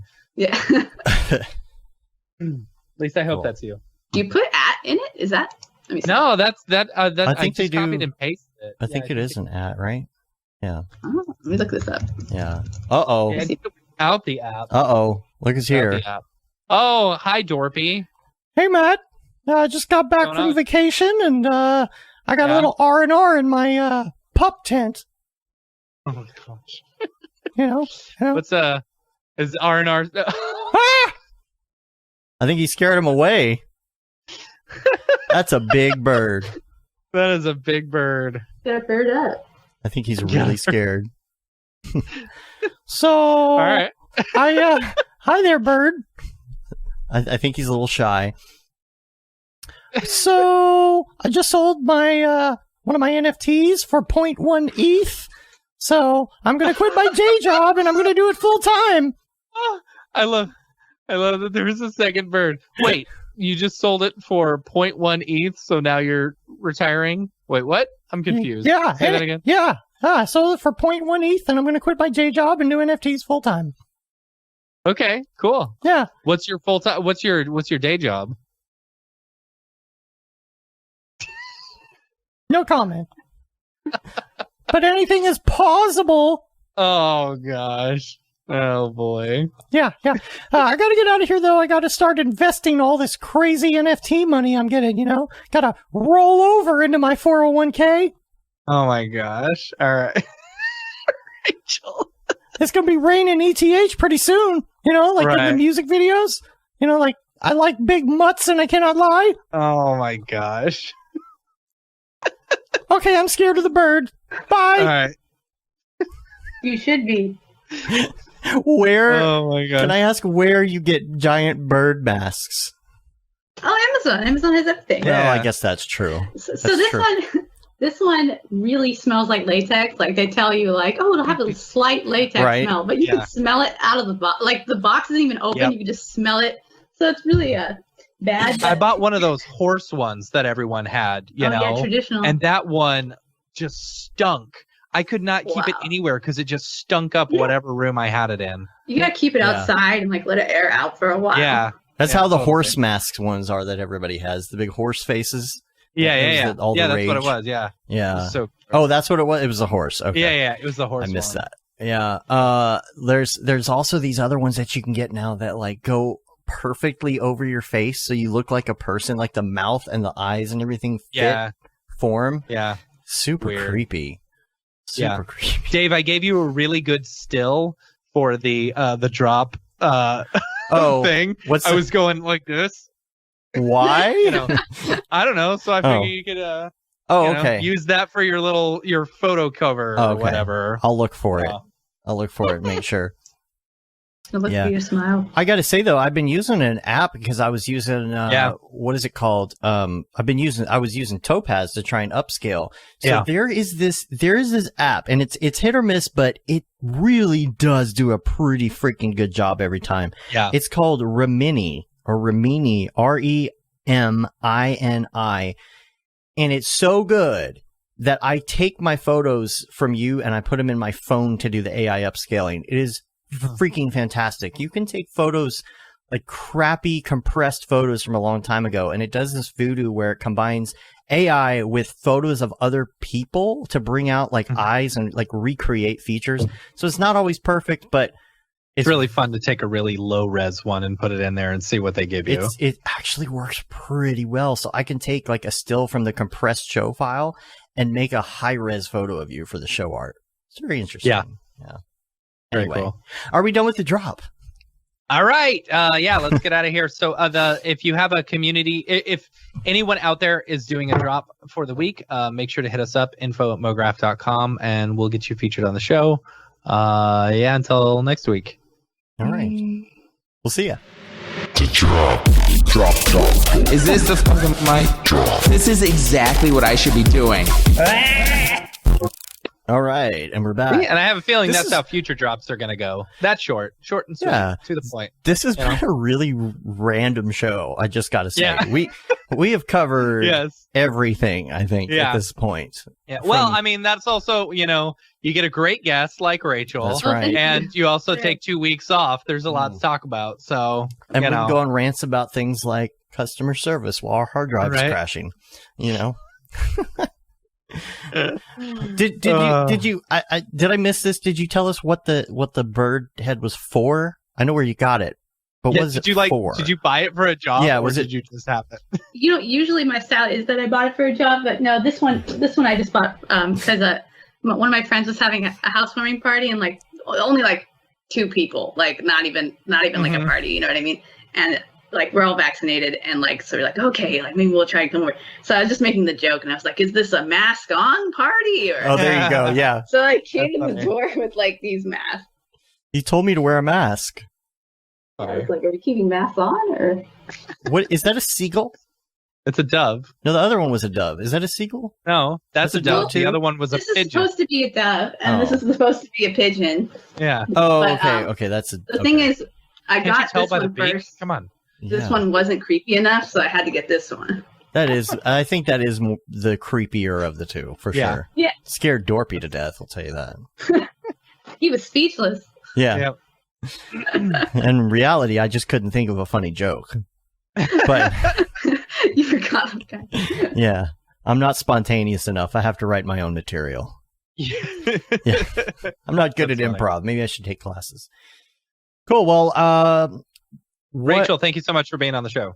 Yes, thank you very much. Thanks for having me. What do you Yeah. What do you got coming up? What are you working on, and where can people find you online Yeah. to keep? I'll be in contact? Hawaii. Oh, Yeah, snap. when you going?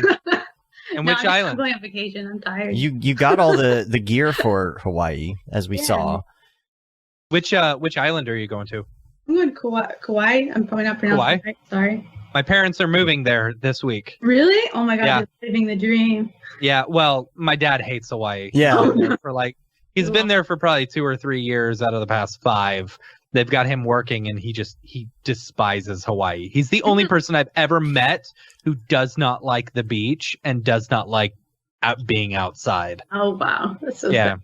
I gotta he's say, he's a curmudgeon. the beach is okay for me for a couple days, but I'm the same way. I'm very Man, fair I love the skinned. beach.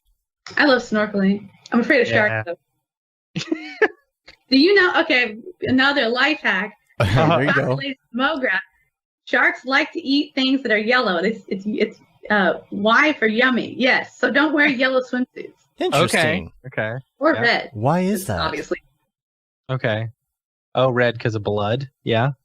Maybe. They're looking for. But maybe is the yellow like more visible under the water? Is that why? It's a contrast, I guess. Yeah, I can see in their that. eyes. Oh yeah, that makes sense. May save your life. I don't know. There's not that many shark attacks, but You say Mograph saved don't my know. life from a shark attack. Yeah. Their friend was wearing trying to yellow, live, and they're man. dead. yellow is the new color of death. Yeah. Yeah. It's hard to Cool. pull off yellow. So yeah, Rachel, where can people find you? Huh? Where can Rachel- people Anywhere. find- Rachel Anyway. Brickel, Okay. Brickel.tv, and you got the Yeah, Instas. Yeah, come on. You got to up your social game, Yeah, right? that's right. So Yeah. yeah, Rachel. We're giving you a Brickel, chance to up your Instagram. social game. you can follow me there if you want to, and then I'm going to try to do better at posting. And then Foundation, I'm definitely going to do some NFTs. I'm working on 2 different collections actually, and having like one of them is like going through it's like called Gold Trash. So I've been working on that one, and that kind of has to do with like my journey and stuff like that. So it's really like more meaningful felt. But yeah, and I'm also working on another one that's like a social commentary on like basically brainwashing and the world Yeah, being messed up. kind of a Like it. Bo Bo Burnham type situation. The Bo Burnham one that Inside I'm is so going to good. release soon is more like practical experiments. So I think I'm going to do some like different like practical experiments and have some colors and things like that and really experiment and like put those things up. So Cool, that's what I'm working on. Cool. cool. And tell Stylo that you're working on your social game. It's getting there. And tell Stylo to hit us up because I tried to hit him up and he didn't answer me, and I'm sad because he's hilarious. Yeah, he's great. He's also like, he's great. Yeah. All right. Well, he's great. He's also amazing. I think I thought I had one more link for some reason that I've missed, but I guess I'll find it next week. Don't worry about it. Yeah. We're gonna get out of here. You can rate us on iTunes, leave a review. You can also subscribe on your podcatcher of choice. It helps get our ratings up. You can subscribe to our newsletter. You can say you've been there, done that, got the t-shirt with the Mograph logo tee, the Paul Babb Feel the Bab 2020 shirt. All the profits from that go to Doctors Without Borders. The Render Things t-shirt, hoodie, and long sleeve tee. The That Render is Fire shirt, which you're only allowed to wear ironically, unless you're shams. And that render, and the Mograph blandishment shirt. All that stuff is on mograph.com/merch. And I fixed the links for the ones that weren't working. I realized some of the links weren't working at all. Yeah, so now if you want to buy the shirts, you can. We did a changeover, and I had put them in there, and then they disappeared, and all this stuff. So, So everything's fixed, I believe, or we are working on fixing it. So if you want to get some sweet merch to wear to NAB when you meet up with us at NAB or Camp Mograph, go ahead and do that. Also follow us on Facebook, Twitter, Instagram, YouTube, mograph.com, and TikTok. There's lots of fun stuff on there. And we'll see you on the internets. Okay? Yeah. Okay. And again, thanks again, Rachel. And we'll be talking to you pretty soon on the Slacks and on the internets. And come to the meetups. Come to the meetups. Come hang with us IRL. It's going to be great. Yeah. Come to NAB. Yeah. I don't suppose you got a ticket to Camp Mograph, did you? No, I wasn't planning on going anyway because of the pandemic. So I didn't really think. I only thought to book Hawaii super far in advance because I was going crazy. So returnable you're gonna have stuff, fun in Hawaii. Yeah. You're gonna have a blast. Yeah. Yeah, I just need to get out of the box. Yeah. We'll send us cool photos and greetings from Hawaii, and we'll be sitting here nerding out in front of our computers until camp at least. So we'll just live vicariously through you. Yeah, and your don't forget those sunglasses. Yeah, I always pack them. So definitely will. I expect to see it now. That's like the thing. I'm going to hold you accountable. Or else. Yeah. Yep. All right. We're going to get out of here though. Till next time. I'm Dave. And I'm Matt. I'm Rachel Brickel. Have a good one. Later, yo.